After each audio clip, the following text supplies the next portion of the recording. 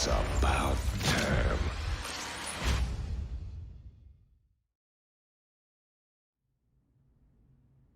So, hello, ladies and gentlemen. Good evening. This is the Project Chaos Esports StarCraft 2 Tournament of February, the final battle. And of course, in this final battle, we are just going to be having some of the best we've seen here in Project Chaos Esports to battle for that €50 prize pool. My name is Dax, and right now I'm a little attending to my little cat here.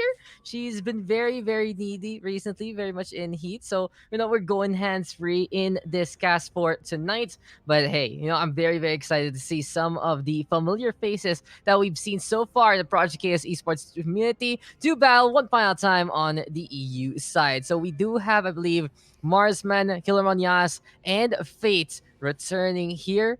And in the meantime, we're just getting confirmation with Bexen and Yushagi, who's gonna be playing there. But in this one though, we are going straight into round number 2 with the Civil War that we love so much. Killer Monyas and Fate. These guys, they have supported the Project AS esports scene for quite a while already, that's for sure. Ever since we started off these €50 prize pool tournaments, they've been like, okay, we're gonna join. We're gonna represent Spain. We're gonna try to do the best we can.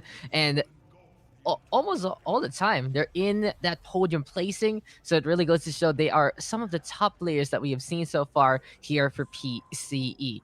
In the meantime though, we do have a bit of an update in terms of our map selection so far. So guys, remember when you used to have that one default map per round? Now that's gone. We of course are following the usual standards now that you see in other tournaments, like the IEM ones, like DreamHack ones, like WCS ones. So it really goes to show that we hear you guys and your suggestions and the things that you want to see from our tournaments. And we want to make sure that the map pool is something that these players can control. But as we are going to be getting into our first game in just a bit, well, it's going to be a classic TVP to start things off. The interesting thing is, though, we will have Killer Manyas playing that Protoss. We got Fates on that Terran. And from what we've seen so far, Terran and Protoss, these two factions have really had that a bit of that popularity, a bit of that power spike truly coming into not only the ladder pool, but also tournaments. And when I see Protoss, doesn't really matter who they're facing off. All I expect is a Void Ray, a Void Ray, and a Void Ray. But yes, guys, this is the final battle. And wherever you are tuning on in, we thank you for the time. We thank you for coming on in to watch our broadcast. And of course, to people on Facebooks, people on the Twitch, people on all the other social medias, as this is going to be, of course, an interesting time. Double elimination as per usual. So within our 4-player bracket now, whoever does lose still has a chance down below. There is going to be always a chance. There is always going to be a good try here as we see into the tournament. And of course, all the way to the grand finals, we are going to be seeing map after map in the map pool itself. So don't forget, guys, our map pool for tonight is the usual. You got Jagannatha, Lightshade, Oxide, Romanticide, Death Aura, Pillars of Gold, and Submarine All the Ladder Edition. Best of 3. All the way to the semifinals, all the way to the lower brackets. Every little bit of those rounds gonna be at sweet BO3 that you know and love. Grand finals though, gonna be a bit of a different beast. It's gonna be like, okay, grand finals. This is where the money is at. This is where everything really matters. All the marbles are on the line here, and that will be a best of 5 to enjoy. So for now, guys, we are just waiting on for one of our players to hop on in, get ready for the action, getting ready for the next battle. And if you are at the same time zone as me, 2 a.m. It's 2 a.m. on my side. It's around 7 p.m. at CET, but it's gonna be a late night. I wonder if we're gonna be reaching the morning this time. It doesn't seem like it, but I'm very excited for the upcoming games that we will get. I'm very excited for the map veto that we will be having so far. And, guys, just enjoy, have some fun, like what you see here at Project Chaos, then support our social media. So remember, guys, Facebook, Project Chaos Esports. We got Twitter, we got the Twitter there at PKS Esports, and right now we have gotten updates. Both players are inside. We're getting our maps done and dusted. We're gonna be, of course, picking which ones are gonna be there. And if you want more updates or everything Project Chaos, then go over at p-chaos.com. Facebook, Project Chaos Esports, Twitch, Project Chaos Esports, everything, guys. Project Chaos. And with a edgy name like that, you'd think that it's just gonna be here, there, and everywhere tournaments. No, we've found the system that really works for us monthlies as much as possible on a Friday night. And wherever you are tuning on in from, wherever you are playing from, we just want you to enjoy. We just want you to have some fun. And we just want you guys to, well, at the very least, see what this community can offer. Oh my god, my cat. So lately, guys, it's hard to be a cat dad. It really has been because this is a female cat, so she has finally started going into heat, and the little lady wants to go outside. Maybe I'll bring her outside later on, but for now, just trying to keep her safe, just trying to keep her cold because he's probably feeling warm. So if there are a few mouse here and there, I do apologize, and that's why I keep trying to get the cat who is now far away. Hey, Machi, come here. The cat, man. The cat is just refusing to budge. I have to keep a hand on it all the time just for it to shut the hell up. And then it's just like I can just meows anytime. It's just meows. I hope it doesn't actually get heard too loudly. I have a very very nice pop filter on. Maybe that helps. This mic is pretty cool actually. It is loud though. There it is. There you are, little cat. There you are. See, it's trying to get out, guys. It's trying to get out. It wants to go. It wants to actually hop out. Let's let it. Let's let it. This is the content you expect from Project KS Esports. Go ahead. Go ahead. You wanna go ahead? See, I enabled them. There's no way for the cat to actually go out since that's just like a ledge, and then they're just gonna be like, oh, there's a window in front of the window, so there's no escape, no escaping for the cats. But they like it anyway. They like the perch, and seems like the cat has quieted on down. As I do believe we are getting our maps very very soon. Of course, with 7 maps to choose from, we are going to get a number of vetoes. We are going to be getting a number of picks as well. It is the veto pick veto default system that you know and love as per usual. And for the StarCraft players, it's the ABAB system. So you guys can read that one out loud. I'm checking the socials right now, trying to see who's tuning on in. And hello, hello, hello. Hello, hello, hello to all our participants. All hello, hello, hello to all our I'd say, our fans in the community. We see you. We see you. We notice when you guys hop on in for our StarCraft 2 tournaments. We notice when you guys hop on in for our Valorant tournaments. And we are just happy to be able to support you guys and your esports endeavors. Anything you guys want to do, just try to find ways to give back to the scene. And of course, as this is going to be a StarCraft 2 tournament, that might be the last one actually. We are looking to see what other games we can choose. So if you have any suggestions, hit them up in the comments, in the chat, and maybe just maybe we'll find also opportunities in other regions to help out the community grow even bigger. So now we are waiting on for our first map, and I do believe we've gotten confirmation, ladies and gentlemen, that Aura LE gonna be the first map of choice.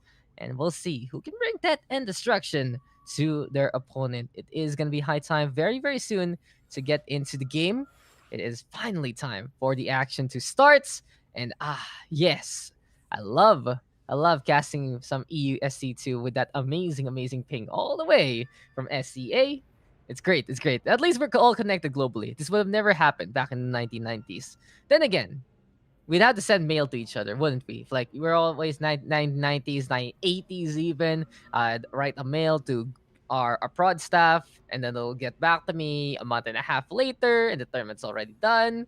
And I'm probably using a Nokia phone to try and call, and the roaming charges. It will not be the best time, but this time or at least going to be enjoying some great action. We're going to be getting into the game. I thank you guys for bearing with me with my amazing story time. And yes, the meows. The meows are real. We are going to be getting ready, set, and going, going, going for our first matchup.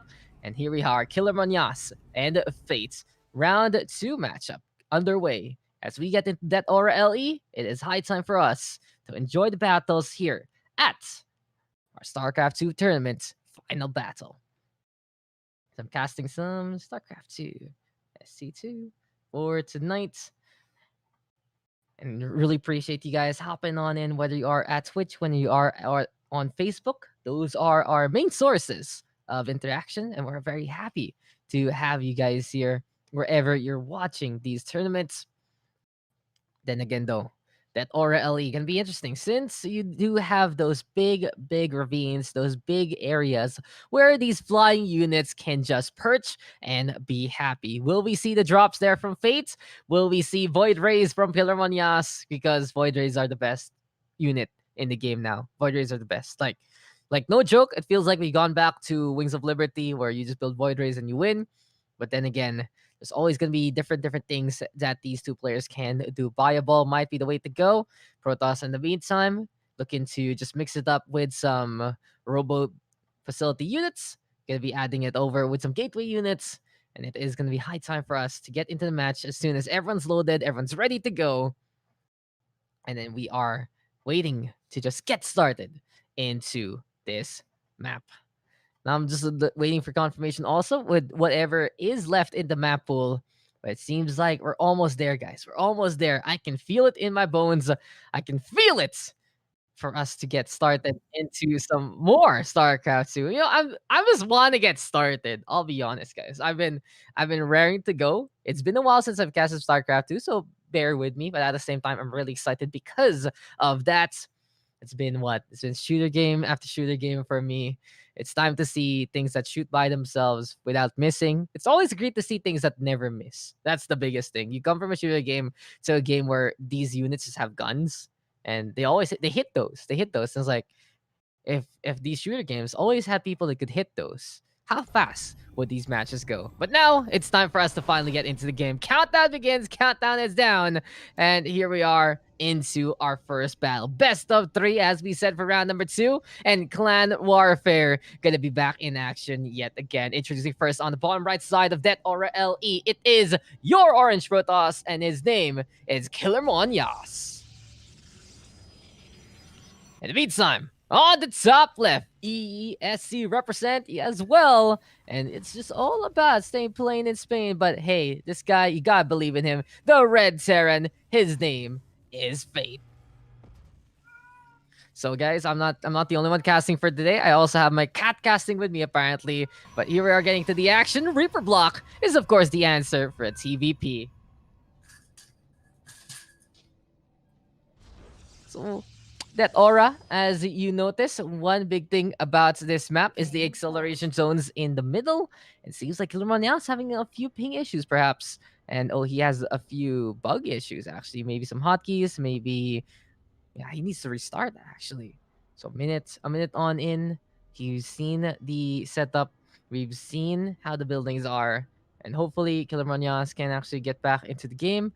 And we might have to, yeah, we have to remake this, right? We're gonna have to remake this one and make sure everything is okay. Fate should be fine with it too. Just be like, okay, go ahead.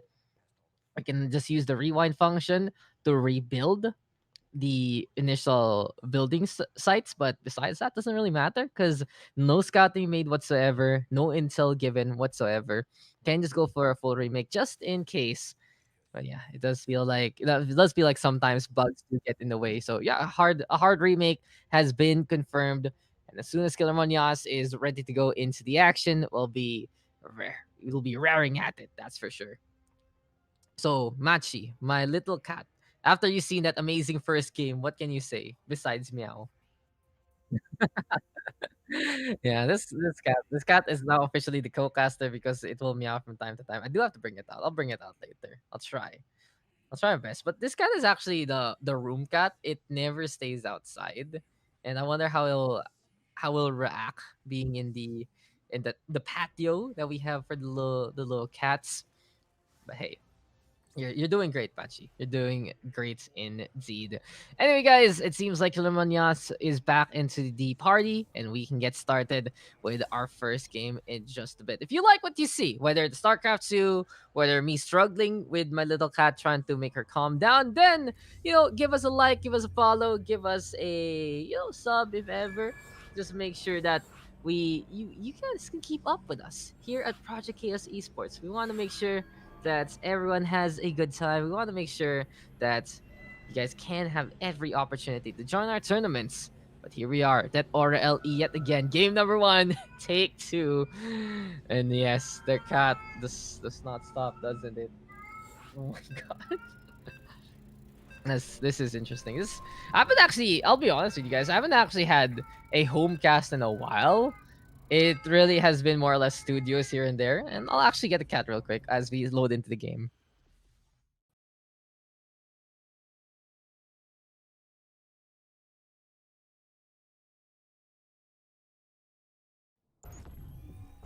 So here we are, guys. It is time for game number one. Take two. We are ready. We are raring for the action. And we are going to be seeing these two warriors do battle here at the final battle Project Chaos Esports Tournament. Introducing yet again, first and foremost. Oh, so we have the position swapped, interesting enough. Now on the bottom right, we got the red Saren, that is Fate. And the orange Protoss of Killer Monyas on the top left instead. So yeah, as I was saying about that Aura LE, biggest thing to take note about this map is of course the acceleration zones in the middle that lets your units go a bit quicker to the other side. And one more factor would be these deep ravines that say, hey, these flying units, they can come across. Drops might be the answer for a map like this. Triangle formation in terms of the 1-2-3 base. Hop, skip, and jump to actually get on the way, get to that main. And now the gateway gonna be built, the simulator gonna be set on up as well for Killer Monyas. In the meantime, Fate, Refinery, Barracks, pretty much your standard stuff. No cheese whatsoever. And what we've seen so far into the StarCraft 2 metagame, it's still pretty much the same old we've seen for past few weeks, past few months, but a few more aggressive builds have been key to winning out some of these fights. Now then, Scout does come, Killer Monyas, saying, hello, Fate, how you doing? Fate says, gives him a little bit of a love tap, says hi back, and the STV gonna be deciding to move on away instead. Anti-Reaper formation for Killer Monyas, though, making sure that the jetpack won't let that Reaper really get the intel without playing by the ramp instead. And for now, everything is calm. And it really feels like it's that part of a cast, that part of the StarCraft 2 game where everything is just fine and dandy. You can just relax, tell a little bit of a story. But the story right now is my cat still refusing to relax, just trying to basically eat my hand at this point. Mules, though, being dropped and the Reaper being built here by Fate. Seems like, though, he went for the Marine first just in case. Command center gonna be there. No bunker though. Doesn't really want to go for that super defensive formation after seeing Killer Monyas only send out the scouts. But on the other side, it will just be the Stalker there, Chrono boosted, Warp Gate research as per usual, and Killer Monyas looking to play the range units here and now. So if this is going to be Stalker, it might be a Blink build for Killer Monyas. Does give you a lot of that mobility and that utility. Just blink these bad boys away. Make sure that they tank up enough damage for the rest of the crew. But besides that, they are very good at dealing with some formations, dealing with some strike forces, especially if the Marines aren't en masse as of yet. In the meantime, though, bunker going up now, and Fate deciding, okay, it's reactor time here, ladies and gentlemen. Wanting to double pump those Marines, and we trying to fill up the bunker as soon as possible, as the Reaper does come on back after the initial scout. Hellion gonna be there as well. Fate, though, only building a single one. Gonna be trying to utilize this for a bit for the defensive, maybe a sneaky run by if ever given the opportunity. But he does have an idea that this might be Stalkers on the other side. Robo Facility gonna be there though for Killer Monyas. Pylon will be into play out in front also. And a standard 2 base for both sides by the 3.5-minute mark. Both sides also trying to saturate as much as possible. Protoss getting that natural worker lead because of the fact that these probes only need to leave these buildings alone anyway and just decide, okay, we can go back to mining, go back to getting gas. But then again, the mules mitigating that advantage as soon as possible for Fate. So a very even economy for both sides so far. What I see here though is 2 gas for Fate, while Killer Monyas on the other side has already gotten his 3rd gas up and running. And I won't be surprised to see these Robo Facility units come on out very soon. A Warp Prism should be good. Observer helpful as well. And then Colossi later on. In this case, of course, the Stalker also needs some gas to be produced. And the Probe deciding, okay, it's time to go for the 3rd base setup instead.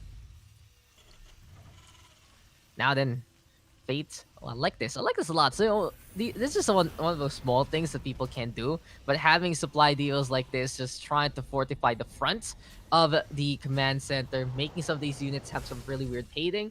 It does go a long way sometimes, and that proactive base building is something any player can really do. Try to figure out optimal spots to put down these structures, but then we are going to be seeing that siege tank by the ramp as well. Or even though going to be into play with some marines, a handful of tech lab units for some of these production structures as much as possible. Thing is, though, it's two factories here for Fate, as he is also going to be setting up on triple racks. No, it's actually 3 racks, one factory. My mistake there. But in this case, though, it seems like some probes have gone down.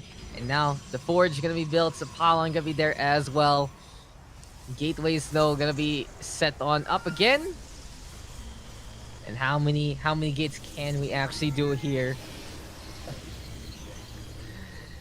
All about army, all about that production. 30 army already here for Fate though.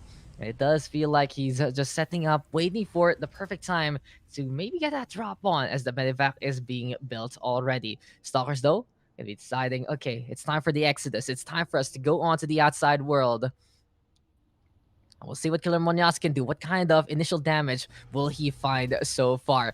+1 though coming the way of both our Terran and Protoss, armor and ground weaponry, because it's double forge here for Killer Monyas. In the meantime though, we do have that +1 courtesy of Fate from the engineering base. Impact and combat shield gonna be the way to go also. And the thing is, since Stalkers are coming, Marauder is gonna be a good choice here for Fate so far to reinforce his lines. Now then, everything ready to go. A scan does come on through. Some zealots do defend here for Kilamonyas. But as we say that, even more gateways now for the Protoss. Really wanting to commit on the aggression here so far. We'll see now how he will reinforce. Does he even have a Warp Prism though? That will be the question, and the answer is no. Kilamonyas only has this initial strike force, trying to find a way to get the pokes if ever. But now Fate decided, okay, I can harass with the Raven, and we'll see what this one can do. Fort base, though, has been decided by Killer Monyas. He says, okay, good opportunity for me to expand my macro, try to get even more of these buildings up and running, get more of the economy, and maybe, just maybe, snowball from that instance. These medevacs, though, adding on up, and Fate getting a scarier and scaring armor as we speak. 69 to 52 army supply so far, but Killer Monyas, I like the timing, actually pushing on in as soon as the bunker does get salvaged. But with some of these units ready in position, Fate will fend the stalkers off, and now Killer Monyas will be deciding to defend instead. But as I say that, there's a strike force now to snipe out the siege tank. Very dangerous though, one-way trip for half of these units so far. But now there's the catch that Killer Monyas is looking for. The sandwich though is real. There's the sip back, and Fate with cleanup duty. Goodbye to all the stalkers, and hello the zealots looking to defend. Charge though is ready to go. +1/+1 is up and running for our Protoss as well. And even though those stalkers did go down, Killer Monyas, I still feel like he might be able to defend it with some good positioning and some shield batteries that he doesn't have as of yet. That battery overcharge can be so helpful for this third base. But no, sir, there is no 100 mineral structure here to defend so far. And now it might be that drop from Fate instead to circumnavigate and go into the main. This is what we were talking about though for a map like this. Go over to the high ground. Killer Monyas though setting in the stalkers, trying to pick off a medevac before it unloads its cargo. But no, the Marines and the Marauders are there already. Zealots funneling on in though from the ramps. And the thing is, as soon as this Zealot strike force is there, the medevacs can decide to go to the low ground instead. A bit of the circle formation though just in case. And now there we go with the load on in. Afterburners are away. These are the stalkers though trying to give chase. That low marine will die, but the damage has already been done to displace the army of Killer Monyas. While this is happening, seems like that Widowmine gets a drop on. There's a lone marine also helping out to bother the fort. And more or less, that was just basically a glorified poke, I would say, courtesy of Fate. Not too bad there from both players. The thing is, though, seems like Fate realizing that he just wasn't doing enough damage against all these zealots and these stalkers. Might have noticed that the upgrade advantage might not be going in his favor. So instead, being sneaky, Medevacs yet again now going to the right-hand side. And we are going to get +1 armor here for our infantry units. Concussive shells always helpful for the Marauders as well.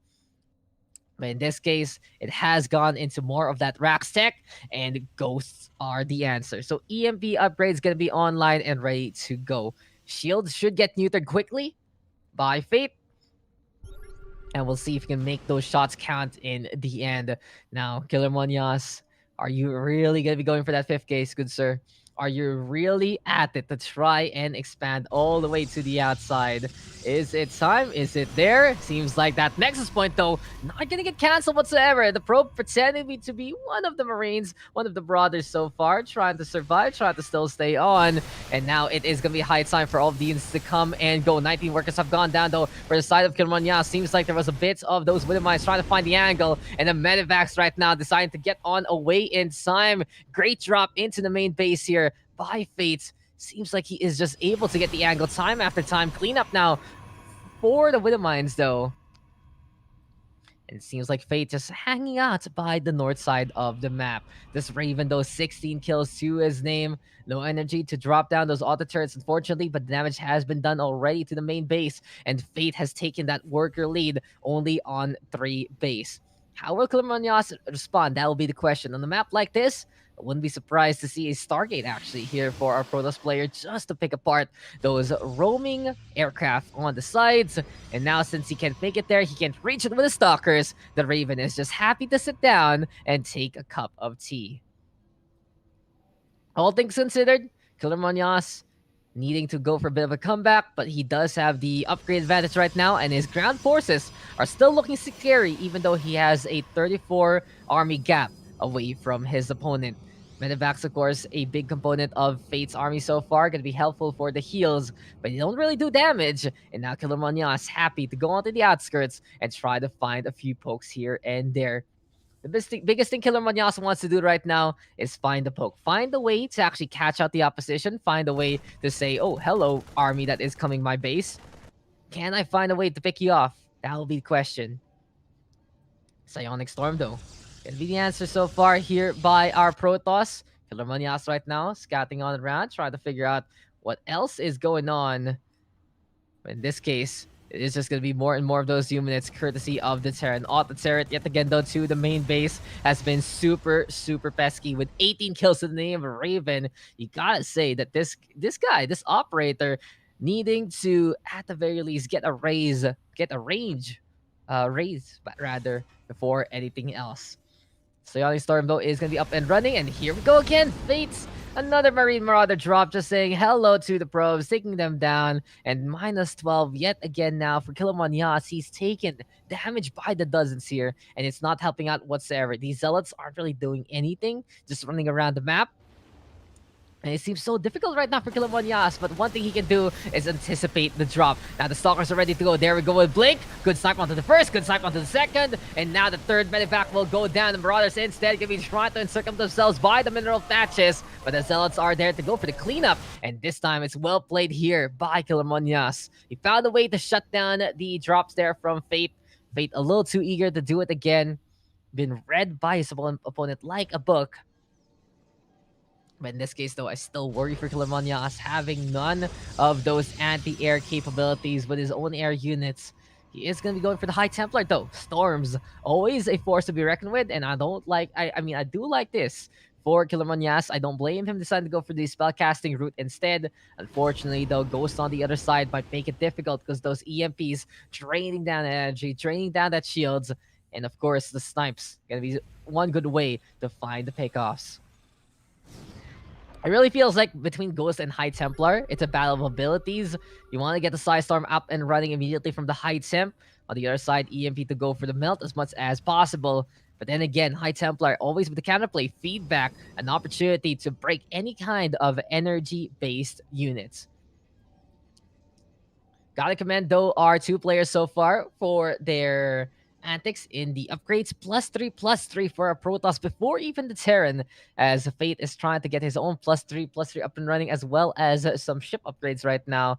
It really goes to show, though, These guys on point with their macro, and over to the high ground, Fate will try to figure out where to go. That's one thing that Killermanias has been able to do a little better than Fate, is try to expand, try to go as many bases as possible. But Fate right now looking for the catch. Warpress is going to go down, and this might be cleanup courtesy of Fate. This high ground is the Terrans, that's for sure. Killermanias forced it back on away. And these Zealots yet again not in the prime position to try and go for the cut. But maybe this time the pincer will work out here for Killermanias very, very soon. Supply coming to 200 very soon. And the thing is, Fate is going to get the +3/+3 up and running right now. And whatever advantage Killermanias had a while ago, it will be gone from this game. With the Mind Stone getting the shots and some good damage on a few Stalkers, the Zealots as well. And with that fact, it seems like if these things do charge on in, they can get melted down by the wall of Marines and Marauders from the other side. 15 probes have gone down in total. Killermanias getting bothered by Widow Mines here. And harassment is just so on point right now from Fate. 27 kills with the Raven. Widow Mines littering the map and more, being so pesky. There's some on the third base. There's one on the second base. It just goes to show right now. It's so difficult for a Protoss to mine as much as possible. And Killermanias even transferring these probes on a Nexus point that isn't built yet. And the Marine will see that before it dies. So 15 minutes in though, a bit of a longer game I would have expected. Really goes to show a lot of respect between these two players, but no sir, Killermanias tried to get through the funnel of rocks, but these units getting stuck by the staircase instead. And Zealots is charging on in to die very, very quickly, but through that acceleration zone we go, but huge EMPs now from the Ghost. All those shielding going down in flames. It's gonna be so difficult here for the Archons to try and survive, but it is Killermanias not caring whatsoever, trying to move through the funnel, but this is gonna be the staircase formation here for Fate. Marines and Marauders working hand in hand to stay alive. Killermanias forced to retreat yet again. And the push-pull will continue so far. Thing is, though, Killermanias has done enough damage to force Fate to stay on his lane and stay by his third and second base instead. Goodbye to the fifth base, trying to float on away right now. Clean up. My name is Killermanias. And a good catch here for the Orange Protoss to try and mitigate that advantage that Fate is trying to run away with. There's minerals and gas right now. Fate is really floating on that one and more. He's so close right now to 200. Doesn't really have much of a choice anyway. But the thing is, he can reinforce indefinitely by this point until his resources do run out. So now then, Stalker is going to be roaming on around trying to get back home. 8 probes have fallen though. This Raven now with 32 kills. All thirds have been the answer time and time again. And it's just insane value right now for a Raven. When do you get a Raven with 30 plus kills? Just never. Honestly, you just never see that coming. Zealots though chasing after the SCV so far. Planetary Fortress will say, what are you even doing? Looking to shrug that one off. And in this case, it will just be the cleanup yet again. But a very macro heavy game we're seeing right now. Both of these players might be considering to change up their builds later on, or at least try to amplify their formations here and there. More ghosts coming the way of Fate for Killermanias. It's going to be on the offensive already. Planetary Fortress will go down to the might of the Protoss ground forces, but the Marauders have grenades with the numbers of the Protoss there. That is going to be a bit of a cleanup now, courtesy of Fate. Killermanias, half the army. Barely any resources left in the bank, besides, of course, the gas there at 1,000. Can build some Archons to add up to the collection. The thing is, Fate knows this already, and the EMPs are going to connect yet again. Now the Cascade comes, and this is going to be amplified and optimal damage here from the Terran. Start step action to get the cleanup on, and the army is gone from Killermanias. Fate now, all he needs to do is go for the cleanup. So many bases that has a mark on it, that's for sure, from these infantry. Recall is out and about, but at the same time, it seems like Fate is already ready for it. And while the Stalkers go for the cleanup, it's more probes going down. Where did this all go wrong for Killermanias? It has to be the fact that Fate just abused the map geometry time and time again. Ravens with that many kills, Disruptor there, unable to get a good hit. The first one, but the second one is absolutely critical in the heart of that army. But is it enough? Bailout Disruptor is not going to be able to help out this short stock right now. Medivac's floating on around. Can be used for a bit of that staircase action to hop up to the high ground. But in this case, this just might be it. Now the Disruptor. Can you do it again? Raven though with 37 kills. My MVP of the night. But this floating orb trying to at least make another hit happen. 11 kills a while ago, not too bad whatsoever. Thing is, Fate just wants to go for that main base. The Liberators are there to help on that. And here comes the thunder, here comes the pain, and here comes the setup from our Red Terran. No way in, no way out. The Liberators have made zones to remember, and GG gonna get called. Fate, the harassment has been on points. The way to use the map was there, and he won, just taking that one 1-0. So well played by Fate. You really gotta give it to the guy, understanding how to harass, understanding where to go in the map, and from that point on, Benevax on point, going for the drops, using the geometry as we are seeing right now. We've got an update. Marsman making quick work of Bexen there in their round 2 matchup. So whoever wins this game, or whoever wins this whole series rather, will face off against Marsman in the upper bracket. Bexando still has a chance later on. Whoever loses now this matchup gonna be facing off against him in the lower bracket. But in any case, it's time for us to get into the game, and it is a 1-0 lead for our Terran. Now then, introducing first, ladies and gentlemen, on the top left, it's your man a map ahead. His name is Fate on that Red Terran. In the meantime, on the bottom right, looking for that reverse sweep, the blue Protoss, his name is Killer Monyas. Like we said before, though, both players having some really deep runs in Project Chaos Esports tournaments. EESC, though, a very loving org from the Spanish side, looking to represent, looking to build up the community and more. And these two players are a great product already of what the community has done so far. StarCraft 2 guys, alive and kicking. Just find your local community, find who really loves to play the game, and it is going to be numbers and numbers of fans looking to enjoy this esports together. For now, though, the scout is the answer, and Killer Monyas is deciding, okay, let's go. Let's go out. Let's try to find what we can see. Try to find where we are going so far.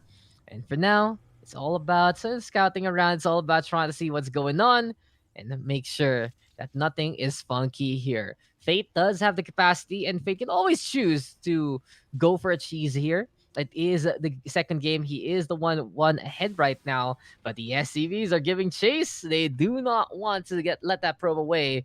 But eventually, they decide they have better things to do. One by the natural, waiting to build that command center. The other one scouting on the round. And neither side playing anything funky as of yet. So we do see Killer Manyas going for the second base a bit earlier than Fate. But it doesn't really matter. Around, 10 seconds earlier. Good for the Protoss there. Setting up with a Nexus point and immediately getting the production that they need. Not many people really keep that as a factor for Protoss, that the workers, they just leave their build order there, they leave whatever they need to build, and as soon as that happens, they can come back and mine minerals and gas. And it's the one thing they have to basically build up a bank before things go awry. Because when you have the Terran, your bailout is the mules, right? When you have Zerg, if you have a full cycle of larva to invest, you can build so many drones instantaneously. But for Protoss, it's queue up one at a time. Sure, you can chrono boost a Nexus point to get even faster workers out. But the thing is, you just want to have that buffer. You want to have enough to rebuild in the first place because you have to take it the long way around. Now then, the Stalker yet again going to be the answer here for Killer Monyas. Thing is, though, he is also going to be going for the Sentry. And it will be good for blocking the main ramp, but not too much on the natural, that's for sure. It's a big opening, and we don't see the wall up here from Killer Monyas as of yet. Instead, he has decided that it's all up to the main base. It's all up to put that pylon there on the right-hand side, and a very anti-Terran strategy right now from Killer Monyas to prevent any kind of flanks happening here with the drops. Just goes to show, though, that our players knowing what to do in these matchups, they made it to the high ranks for good reason. And an interesting pylon spot here for Killer Monyas on the south side of the map. Does feel like, though, it's more on the defensive, if ever. Does keep his reinforcements in a safe spot before they actually go for that flank, go for the backstab. And in this case, we'll see what Killer Monyas can do with that. Fate, though, in the meantime, Bunker is up, filled up with units. Reapers, though, double pumped out here by Fate. And the answer here for the Terran might be to harass the opponent just a little bit more. Don't see too many Reapers too often, especially them after the initial cycle of units. The hallucinated phoenix gonna be the answer here for Killer Munoz so far. Now, twofold thing. As soon as this shows up, Fate should have the idea that there is going to be a sentry into play. If this does die, it should be an expose, because when you go for Hallucinate the Phoenix, you can actually pretend that you have a Stargate around. Doesn't really trick the most people, but then again, it's one low mind game that you can play. As soon as he confirms that the sentry is into play, though, these Reapers are on the hunt. 10 HP right now. First Reaper will go down. Can the second one survive, though? That'll be the question. It's 8 HP and a dream. Only 2 probes needed to try and get the takedown. But one of the pros will die. The Stalker will trade him immediately and find both Reapers in his kill count. As we say that, though, Killer Munoz already expanding. And one thing our Protoss player really likes to do is try to get as many bases as possible. All about those expansions, all about getting the minerals and the gas ASAP. Pylon, though, here on the north side. Shield battery going to be set up as well. And this is exactly what we were talking about, ladies and gentlemen. Shield batteries, so essential for matchups like this. You want to have ways to top up your units. And, shield batteries, honestly, they're good for any kind of matchup. Just keeping your units alive as much as possible. 10 seconds to go for Blink. Killer Munoz already hanging on around by the third base. And we will be seeing that extra utility and mobility helpful yet again. Only problem I've seen, though, for Killer Munoz so far is he's not really committing to the army count as of yet. He does have Blink, sure, but only a handful of those Stalkers are going to be alive and kicking, so you can't really harass the opponent as much as you would like. Instead, it's more about building a good macro here for both sides. And I feel like if Fate finds his footing, finds his way to get a really good push, it might cripple Killer Munoz so far. As I say that, though, greed is just so good here for Killer Munoz, and he's just going heavy on the upgrades. +1/+1 extended thermal lance and charge all coming out at the same time. That's a big investment of minerals and gas there for our Protoss. But he's still going at it. A Colossus going to be into play very soon. What kind of information does Fate have? Doesn't even know the third base is up and running as of yet. Doesn't even know that the road facility is just out there in the open.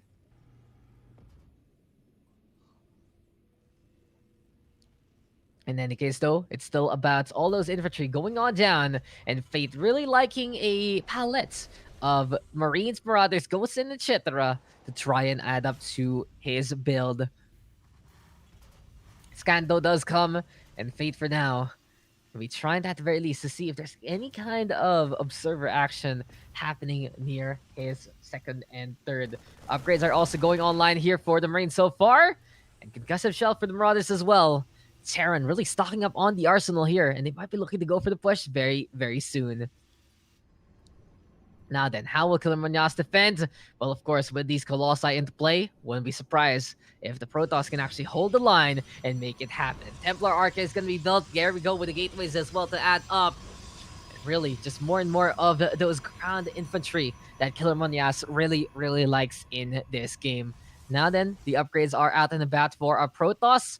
This time, though, it does feel like there was a bit of the edge for Fate rather than Killer Munoz.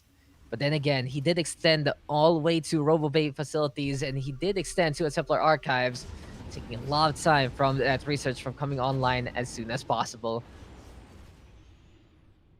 Medevac's still gonna be into play. The lone Marauder. Oh, poor Marauder. He just wanted to come, man. He just wanted to come, but apparently he's just way too big to fit in the Medevac. Instead, almost fully loaded Medevacs are there. Only one of them actually having a free seat, if you will. As we do see the scouts right now from Fate, distraction is the best way to go. And this might be a very soon interaction from our red Terran. But as I say that, there is still that pylon in the way from Killer Munoz. Initial scouting sees the red down below, and movement is already the way to go here for our Protoss. Not only are the Stalkers there, there's Colossus, there's the Sentry, and Fate gonna be losing 2 of these Medevacs for free. They were completely loaded with units, and now it's time for revenge against the pylon instead. But what a hold from Killer Munoz so far. Just 100 minerals to get that extra intel, and Fate is the one paying the price for it in the end. It's like you ask for the bill and someone says, I got this, but then they realize that the money isn't enough, so they have to say, okay, you got this instead. In that case, though, that pylon just being very pesky. You gotta clean up things in the way if you want to make these drops happen. How the tables though have turned, and this is where Killer Manyas can really build up that lead and more. Going for that fourth base, having the army supply, even on the workers also, just goes to show that there is a big chance now for our Protoss to try and overrun, to try and get as much of those resources as possible. But +2 gonna be the way to go here for Killer Manyas instead. Marine with a scout will go down. Over and out to the high ground. And this is just going to be Killer Manyas running on around, trying to find a target, trying to find a way to get the pick, and trying to at least shut down this low ground base. There we go with the cleanup on the SCVs already. Fate not really paying any attention, and now he will react, but 10 SCVs already gone down, and he's looking to disengage instead. The Great Wall of supply depots have been blitzed up and are burning. At the same time, the Colossus in behind, trying to go for the damage. In this case, though, there's so many Marauders out in front. The Colossi have to retreat. The Archons are really there to go for the turnaround. And the Stalkers brave enough to blink on forward. So dangerous, though, for both sides. It really felt like it could have gone wrong for either way. But Killer Manyas, with that lead, keeping it up, getting a good poke against Fate so far. Fate, though, in the meantime, defending really, really well. EMP's Marauders, apparently the way to go. For now, 181, 253 supply. Fate, best thing he can do now is find ways to pick up those Colossi, and maybe Vikings might do the job, as we see here. So Vikings shooting down missiles. Killer Manyas not really paying any attention, and the Colossus will die for free. There we go, though, with the concave being built up. SCVs haven't pulled. The boys are there to try and fight, and as the second Colossus will go down, the Zealots have to retreat. And Killer Manyas cannot stand the test of time against these Terrans. Now then, it is going to be Fate with that numbers advantage. And there we go with the last stand here from the Zealots so far. Can they actually get out in time? No, they can't. The concussive shell is just getting in the way time and time again. And even though 11 SCBs have gone down, Fate is just happy to defend that really, really well. It does put a bit of a damper here. To the right side of the map. But seems like Killer Manyas making 2 and going for a 5th over there on the high ground. Not too bad, very dispensable. And of course, Nexus points, strategic recall. So helpful time after time. Not only for saving units, but also making sure that their units actually defend whatever you need to. In this case, though, these Stalkers are on the hunt. And we'll see what they can do. 102 army, 202. Pretty much even on the army count so far. Supply, though, a bit better still for Killer Manyas because of those probes. And one thing to keep an eye on would be the Disruptor in the middle of everything else. Always scary to see that Disruptor. Always going to be a pleasure to notice if those Novas can actually connect accordingly. One good Purification Nova might do the job here for Killer Manyas, but Fate is already on the prowl, and he wants to go for Initiate. Killer Manyas caught napping. Disruptor guy's already gone down. Second one on the high ground, can't even make it there. And as we are hoping for the fireworks, apparently the only thing that goes pop will the Disruptor. The Terran holding on, +3 now, gonna be ready to go here for Killer Manyas. But is it gonna be enough? Seems like it might not be the case, because +3 is going online for a Terran very, very soon as well. Thing is, though, Shadow Stride is the answer. And where are those DTs? As 14 SCVs have already gone down. Seems like the hunt is on. It's all about getting the pokes and prods in this game. When behind, go Dark Shrine. When even, go Dark Shrine. And when ahead, go Dark Shrine. Always just find ways to build that DT. Fun unit to use. Assassination in its prime. But then again, +3 gonna be going online for our Protoss, and this is now gonna be Killer Manyas looking to go for the push. Interesting enough, though, Dark Templar gonna be with the rest of the crew, used to fortify the damage, used to go for the quick little pokes. And as I say that, apparently there is cleanup right now from Fates against another base. The Marines and Marauders getting in position, getting in the way, and now the cleanup is there again. Ship weapons +2 gonna be the answer here for Fate so far. Wanting the buff of the Vikings as much as possible. This one Marine, though, doesn't even care. He just wants to shoot this Warp Gate as much as possible. His friend Roger helping him out. Now the two of them having a good time shooting the building. But as I say that, here we go with Killer Munoz looking to initiate. Nova though coming the way of these infantry, and it only slams hit the Marauder so far. But here comes more blue balls, more like orange balls of Fury, and this is gonna be big here in the middle. But no, never mind. The Purification Nova gonna get canceled. The Disruptor will get caught, and good cleanup there from Fate so far. If he was only half a second too late for that one, a big chunk of his army would have been gone. But the punish was there. Well played now by Fate. And he even gets rid of a Wargate for free until the Stalkers come there and kill these heroes. My, though. Feels like that it has just been Fate having the better composition right now. Having opportunities to, at the very least, let other people take that mantle. And now again, Fate at least defending his fort base with the bulk of his units here on the west side. What can Kilomonyas do right now? We're coming into the 15 mark minute yet again. It just goes to show, though, that for these two players, they know each other very, very well. They know what they can do, and they're not taking unnecessary risks that do go contrary to what they have seen so far. But now, as SCVs are getting cleaned up by the Zealots, it seems like Fate gonna get caught out of position. It might give an opportunity here for Kilomonyas to go for the march instead. But damage being done by the Zealots. Fate, though, would clean up. And Kilomanyas trying to decide, where do I even go by this point? Where do I set up? What can I actually do right here, right now? And the answer is to try and go for the push, try to go for the poke instead. Thing is, though, same concern as a while ago. Doesn't have too much of those resources to go for another cycle. Not gonna have too much resources to try and make it work again. But in any case, now on the top right, there we go with Kilomanyas. At the very least, looking at that Nexus point, and Fate just all the way here on the east side of the map, which might leave his base open instead. Kilomonyas having the natural advantage thanks to the recall just in case. But here for our Terran of Fate, he just has to run and gun his way to try and figure something out. Over to the high ground though, we come. Missile turret gonna get blown up.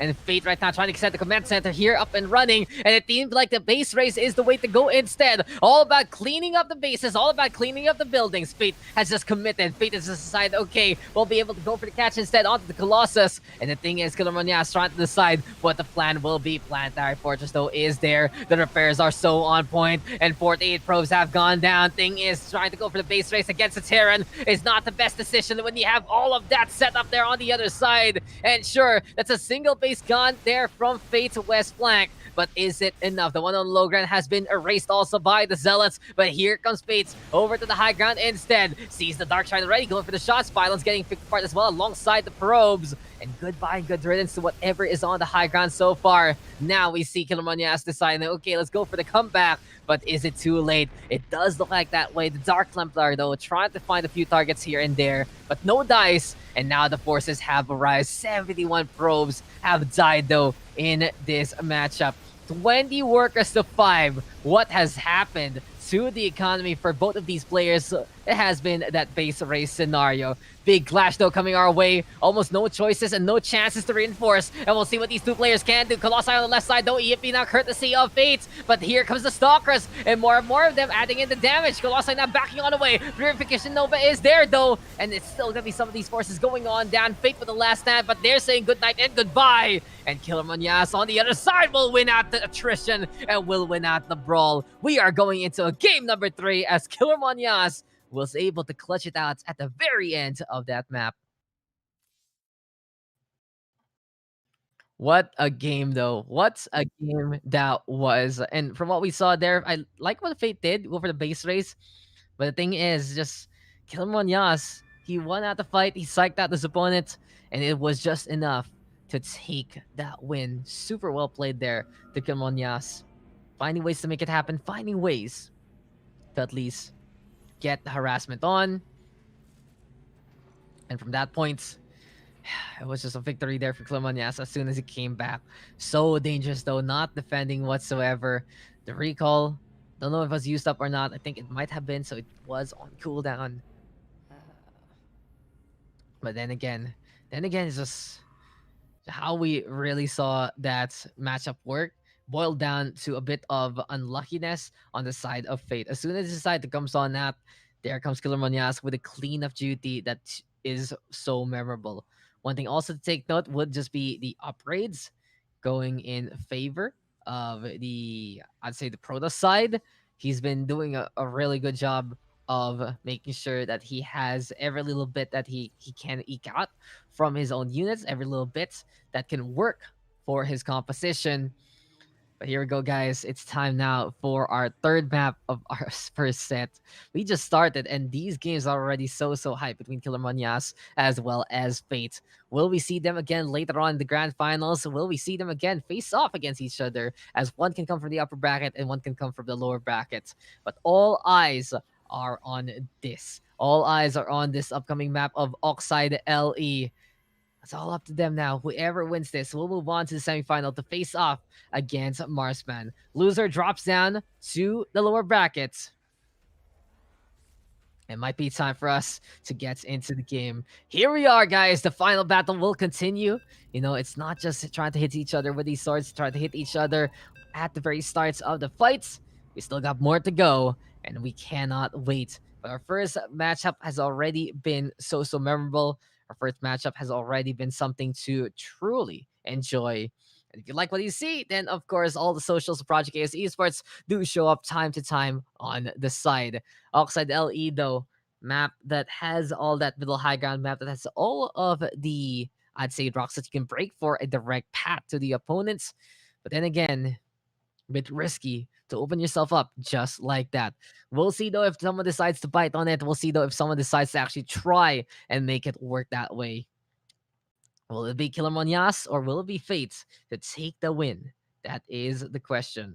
We'll find out very soon. We'll find out as soon as all of our players have loaded on in and are ready to face off against one another. This is, though, the final battle of StarCraft 2 EU. 50 euros on the line. We want to make sure our top two do go home with an amazing prize. We're just so happy to see you guys support this again and again as we are going to be getting into the next game in just a bit. Here we are, though, ladies and gentlemen, and it is going to be high time now to get into game number 3. Protoss versus Terran. One last time, last ride, one last rodeo. We shall see. We shall see indeed who can take this win. Introducing first here on the top right of Oxide, it is your red Terran, the winner of game number 1 in this best of 3. His name is Fate. On the bottom left, though, on that orange Protoss, making the impossible possible on 2, forcing this game number 3. The winner of the last map, his name is Killer Monyas. Now then, between Killer Monyas and Fate, between the, I believe they're in the Diamond Master bracket, really just goes to show that these guys have been preparing, these guys have been playing for quite a while and looking to represent themselves and their country as much as possible, doing the best that they can in tournaments here and there. And of course, Project AS Esports is just so happy to have them again, just so happy to see them back in action. As now the probe going to be looking to go for the scout, looking to at least get to that main base and see what is going on. Yeah, though. Oh, hello, Mr. SCV. What are you doing there? Seems like the probe trying to go for a bit of that poke, a bit of that prod, and be as pesky as can be. Realize, guys, though, that, you know, this weekend is already the end of February, and we'll be coming to March very soon, which is a great thing because, you know, Project KS Esports, we don't skip a beat. We try to find ways to give you guys tournaments by the month, and I wonder what is next on the list for Project Chaos Esports. But in any case, though, a simulator now being built up there on the left side. Cybernetic score is set up as well, and more standard fanfare as we see here from Fate and Killer Monyas. Thing is, though, when you look like a map like this, you get that first 2 bases, sure, up and running. But then the third is I'd say, a precarious situation on both sides. Third base overlooked by the main base cliff, but at the same time, so far away from the entrance point. In the meantime, here on the other side, on another high ground, you can go for this third. A bit safer to defend from the natural. It does extend your, I'd say, your AoE, your sphere of influence, rather, to a degree that might not be comfy for you when you decide to go that way. So we'll see right now what kind of zones these two players can control, what kind of areas will they stake their claim to. And this is just going to be Killer Monyas chrono boosting out more and more of these probes as much as possible. That's one thing that it makes Kilmanyas a little bit different, I'd say. He has that penchant to go for the chrono boost onto the Nexus. Of course, we see it on the Gateway. Of course, we see it on the Cyber Core. But from what I've seen so far, it's a little more frequent. Or maybe I just noticed it at the time he decides to do it. But in any case, he's able to take a worker lead just because of that single cast. Now then, Mule's going to be into play here for Fate. Mitigate any kind of worker advantage as per usual with the minerals. And the thing is, Guillermonias, he just wants to build in economy as much as possible. Same old stuff from our Protoss. Stalker going to be there. And what's going to be the answer right now here for Fate so far? You have a single Reaper. You have a single Hellion. Might as well try to make a play coming into this game. Movement abound, and there's a bunker now on the high ground here for Fate.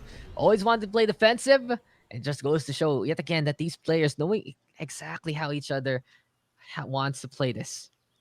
Now the probe deciding, okay, third base might be the way to go. Stalker there to try and cover whatever is needed. But 10 seconds to go right now. Warp Gate for Kilomania is going to be the biggest component that he can get. And as we say that, it will be that Raven again for Fate. Last time we saw Raven, it just got insane amounts of kills. Thing is, though, here on Oxide, can't really do the same as that aura. The cliffs, the sides, the corners, all of them is exposed to the sight lines of those stalkers. And one quick blink might be the answer here for Killer Manyas so far. Sometimes there are things that just do better on specific maps.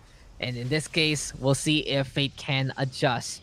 He's already harassing, he's already trying to play that ground-based composition, and he's hunting after that probe. But the Stalker just shutting down the Hellion immediately. Second Stalker is there, going for the pokes and the prods, and enough is enough. The Reaper will go down. A full wipeout for our jetpack-wielding unit. Great effort, though, there from Fate. I like what he tried to do. But then again, there's a Stalker in the way, so you can't really tank up the damage and expect to get away from there alive.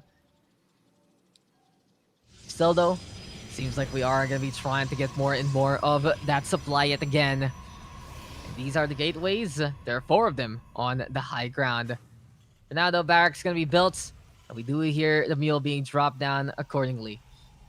Double pumping out the Marine so far. And what is going to be the critical point here for Fate? He has such a good idea to go for the push when he can. Problem is, though, as soon as they hesitate a little bit, it does feel like that is where Killer Manyas is able to find a way to bail himself out and get the upgrade or get the units that he needs to try and survive. Now then, these Stalkers, though, they're on a death wish. They all want to go for the fight against the Terran, and they know that they're the only ones who can really do something by this point. Now then, over to the high ground. Siege tank, though, going to be set on up.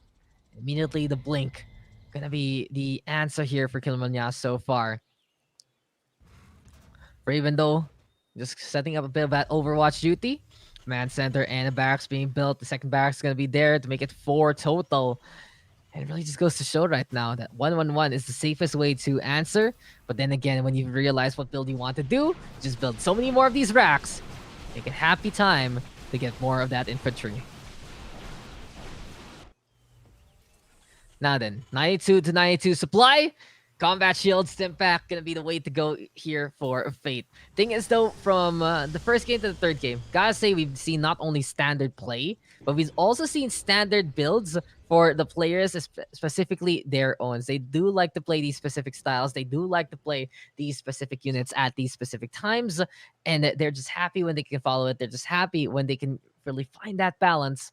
And it might make I'll say it might make them a bit predictable, but at the same time, these are going to be the Stalkers on the low ground instead. Bunker has already been salvaged, and the march might be on here for a Fate. Will he see the Stalkers, though? That'll be the question. Seems like that is going to be the chance right now for Kilomanyas to get rid of a medevac. And unfortunately for that lone Stalker, it will get busted. But at the same time, we do figure out that it's going to be Kilomanyas getting on the way instead. Now then, Fate is on the hunt.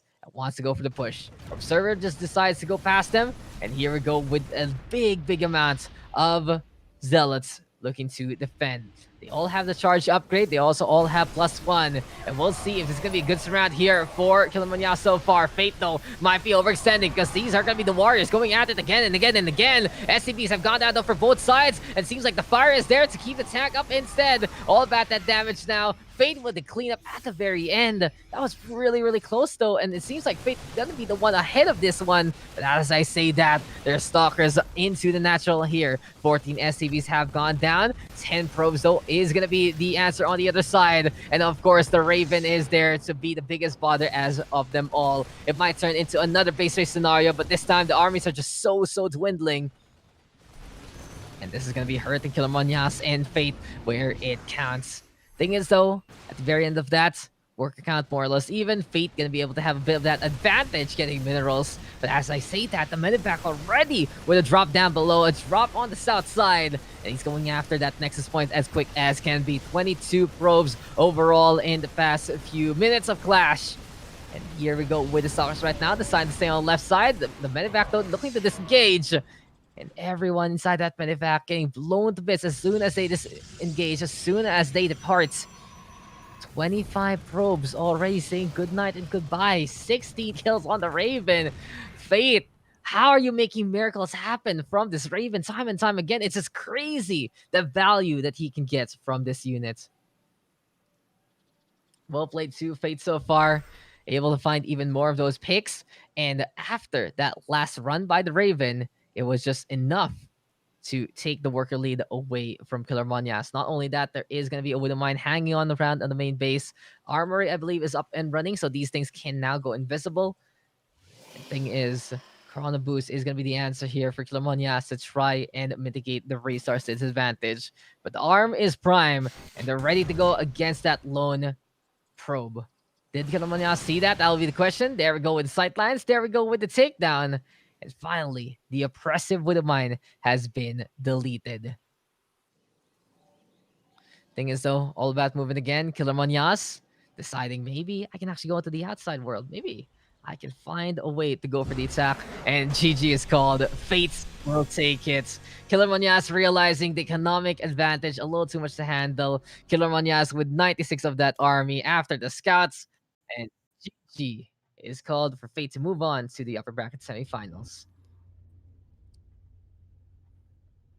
He had an idea. He wanted to go for the attack, that's for sure. He was like, okay, maybe it's time for me to see what's there on the other side. Maybe I can find a way to prod my opponent and maybe find a few SCVs along the way. But no, sir.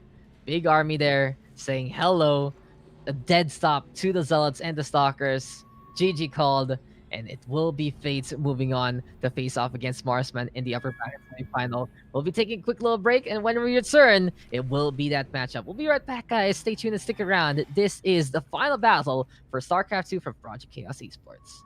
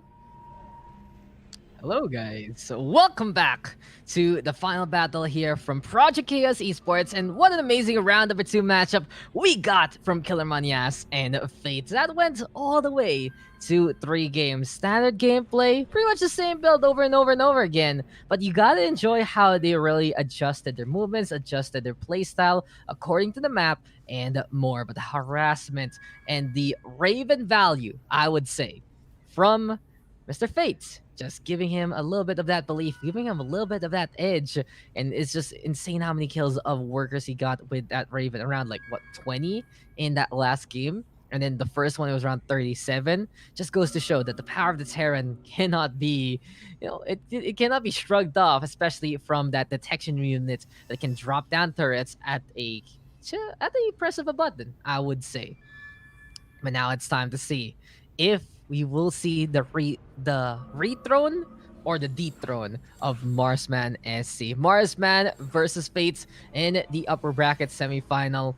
Whoever wins this will move on straight into the grand final. Of course, the loser gonna be waiting there in the lower bracket instead. Still a chance for any of the players though that we've seen so far in the tournament. Bexan and Kilomanias facing off right now in the lower round. Here in the semifinals, of course, it is Marsman and Fate, and we will be starting things off on Pillars of Gold LE. Big map for the macro. Time to enjoy. Time to see where we can go in this setup. What kind of areas will this PVT take? And yet again, it's Protoss versus Terran that I've seen so far in Project Chaos. It really feels like it's all about that PVT, all about enjoying those two races rather than the Zerg. And we don't see too much in PCE. But anyway, it's still some high tier gameplay. We've seen these guys really take their races to the limit. And now the race is on to whoever can actually make it to the grand final first. Will it be Marsman taking that first slot? Or will it be Fate? Pillars of Gold is our first battleground for this matchup. It really is still going to be more and more of these battles waiting for us very, very soon. Here we are, though, ladies and gentlemen. It's time for us to get into the battle, time for us to get into the game. And it is going to be time to see who can take this win. Introducing first, here on the bottom left side of Pillars of Gold LE. Really one of the best players we've seen so far in the EU side, I would say. He is within the top percentile.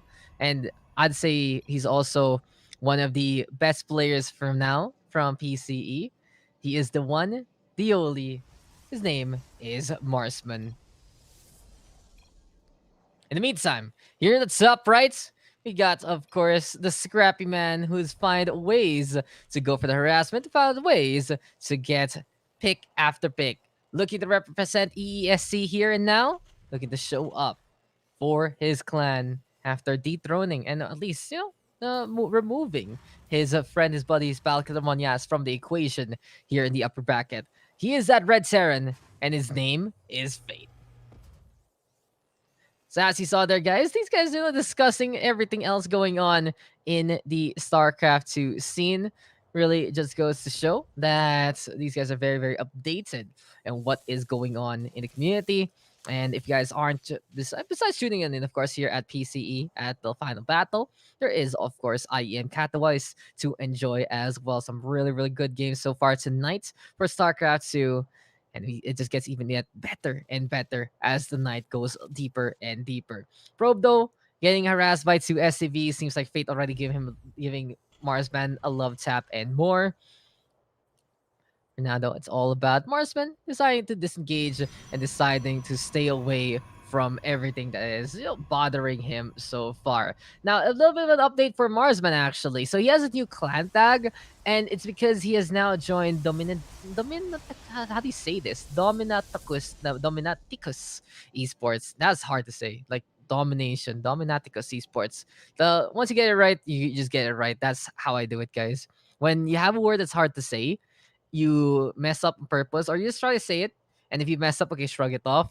Eventually, you get it right, and you just know how to say it that from that point on. So oh my god, never mind. Tongue twisters are real, but yeah, Dominaticus Esports now being represented by Marsman. He recently left Archangel Gaming just a few weeks ago, like 2 weeks exactly ago. He's making some moves, man.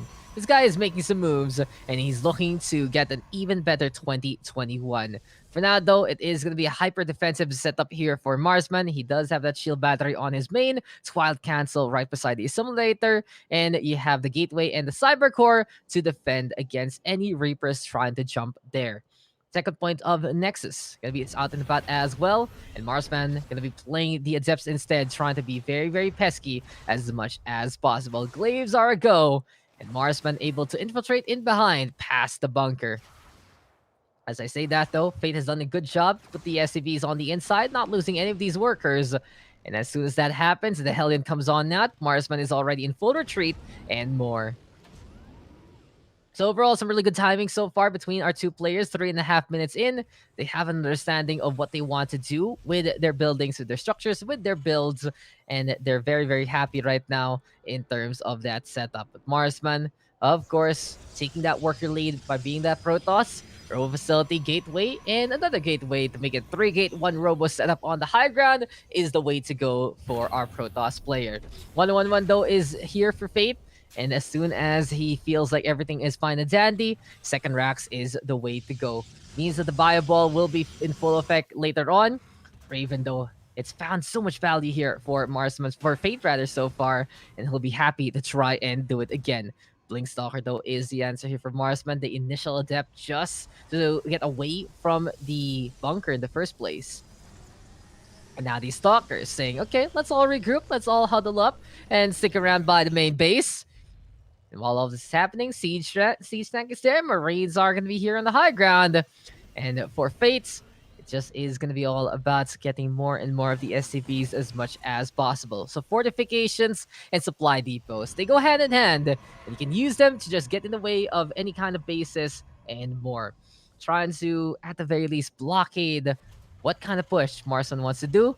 But it doesn't matter if these Blink Stalkers can get in the face of the adversity, can get to that high ground at the start of the clash, and just try to be as pesky as possible, try to be very, very cheeky with their movement, and look to figure out what they can do. Now, Pillars of Gold, it has a good jump point actually for these stalkers. This side here, yeah, this is just really good.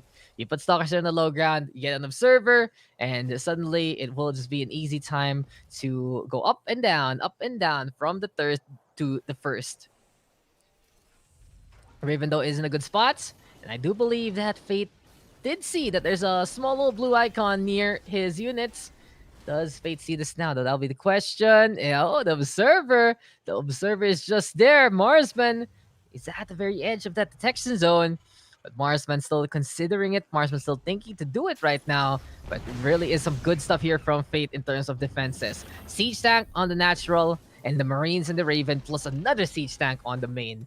No way in for Marsman so far. Fate doing such a great job in his setup here. But as I say that, Marsman will, of course, take advantage of the amount of space created. Okay, there's a play forward to get rid of the auto turret. And an auto turret for a stalker. Great trade there for Fate. Marsman a little too eager to shut down whatever's trying to get rid of his observer. And that's the thing, right? You know, these Ravens, they do such big damage against light units like the workers, like the observer. And just make these kind of units paper thin. While this is happening, though, shield battery is being built even more so. Colossus is up and about. Extended Thermal Lance is going to be, of course, be researched up to add that range. And that's the thing. Extended Thermal Lance is such a vital upgrade for Colossi, just like Charges for Zealots, because it just really keeps these things alive a lot longer. More utility, more space to move around, get extra DPS while trying to start a step on the way.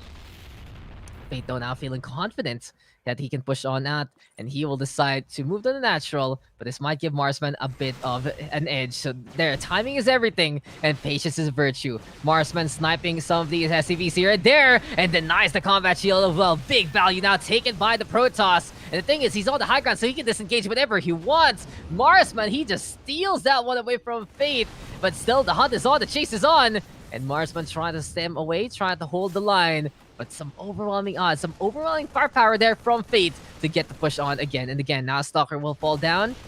Seems like, though, these Stalkers trying to get on the way, trying to survive. And very, very cheeky from both sides. I love what we just witnessed there. That it was just all about waiting. It was just all about getting that patience to snipe the SCVs, to get rid of that tech lab. And with Combat Shield out of the equation for now, these Marines are going to be very, very soft against the Colossi. If we see Marsman get a good concave on and melt down these Marines immediately, this is going to be quick work here for Marsman in a direct combat. Then again, though, shield batteries, of course, going to be somewhere that the Protoss wants to set about. Siege tank might be left behind, though. And now there we go with the Blink Stalkers immediately going for the hunt, waiting for the time for that transformation to the mobile mode. Wouldn't mind, though, gonna get spotted, and Marsman will shut that one down. Some really quick reflexes, though, here for our Protoss. Goes to show why he is within that top 3 in his own local scene and more. Top 100 in the non-Korean scene. But Fate, though, backing on that, but not giving up whatsoever. That's the thing for Fate. He's done a really good job so far on the defensive, but as soon as he wants to make a play, Marsman is there to shut it down. And this is pretty much a noose waiting to happen here, courtesy of Marsman. He's like the executioner, and he's ready to shut down whatever Fate wants to do. Supply depots are stepped on, can't even get lifted on up, and the SCVs are going to get pulled to face off against the Cell. Beautiful force fields, though. GG is called, and the power of the Colossi is the answer here for Marsman. The patience into the execution. The first win goes to the Protoss. Well played there to Marsman. Just gotta give it to him. How he waited for the perfect timing there to blink those stalkers in. Just was completely ready with the Colossus in a pair. And then just all about melting everything down. Force fields to prevent the SCVs from coming even close. And that funnel, that kill box, was just a death sentence there for Fate. So Marsman does take the map number 1. And the good thing is he did take, I believe, Fate's pick. So Pillars of Gold has been stolen away from Fate. Now that we go into that aura, and this is interesting because even though Marsman has probably a good build, a good idea of how to play this map, we saw a while ago how Fate was able to abuse the corners of the map, abuse the openings by the non-terrain areas, and maybe, just maybe, a Raven again gonna be the MVP of this matchup. We'll find out, though, as soon as we get into the next game, as soon as we get started coming into this matchup. While this is all happening, though, Bexan and Killermania still having their brawl, still having their fights. And a while ago, 2-0 for Marsman versus Bexan, 2-1, though, for Fate versus Killermanias. The players in the lower bracket still have something to prove, still have a bit of fight in them, and we'll see what they can do later on as we will await their winner to face off whoever loses this match that we see so far. But all eyes on the upper bracket semifinals, guys. All eyes on Marsman and Fate. There is sure that advantage that Marsman has over the rest of the field. But wouldn't be poetic, wouldn't be such a great way to cap off the scene if someone can upset our favorite. This is the final battle, and whoever wins, they are going to be coming home happy and I'd say satisfied with the 35 euros as the grand prize. 15 euros does go to our second placer, so making it to the grand finals is already a big thing. 50 euros on the line, and StarCraft 2, it's a 1v1 game, so no one to share it with. But right now, we're sharing this experience, we're sharing this tournament with you. If you guys want to support us more, just hit those socials, like, follow, share, subscribe, whatever you can do. We appreciate your time. But anyway, it is time for us to get back into the game, and it will be game number 2 out of 3 here on Det Aura LE. Introducing first on the southeast side, we have our Red Protoss up by 1. His name is Marsman. In the meantime, on the top left, fighting for his upper black slot. Can he figure it out on the blue Terran instead? His name is Fate. So red versus blue, tale as old as time, and standard as can be. At Marsman and Fates, these guys doing battle here again. And we'll see. We shall see what we will get coming into this matchup. Of course, standard is the way to go. As we said a while ago, biggest things has to be the acceleration zones in the middle and the cliffs on the side. So air units might get extra value in a map like this. And that's the thing. The meta isn't defined not only by the patch, but it is also defined by whatever the map pool is. It's very, very important to see what kind of maps you get, what kind of setups you will have in the first place.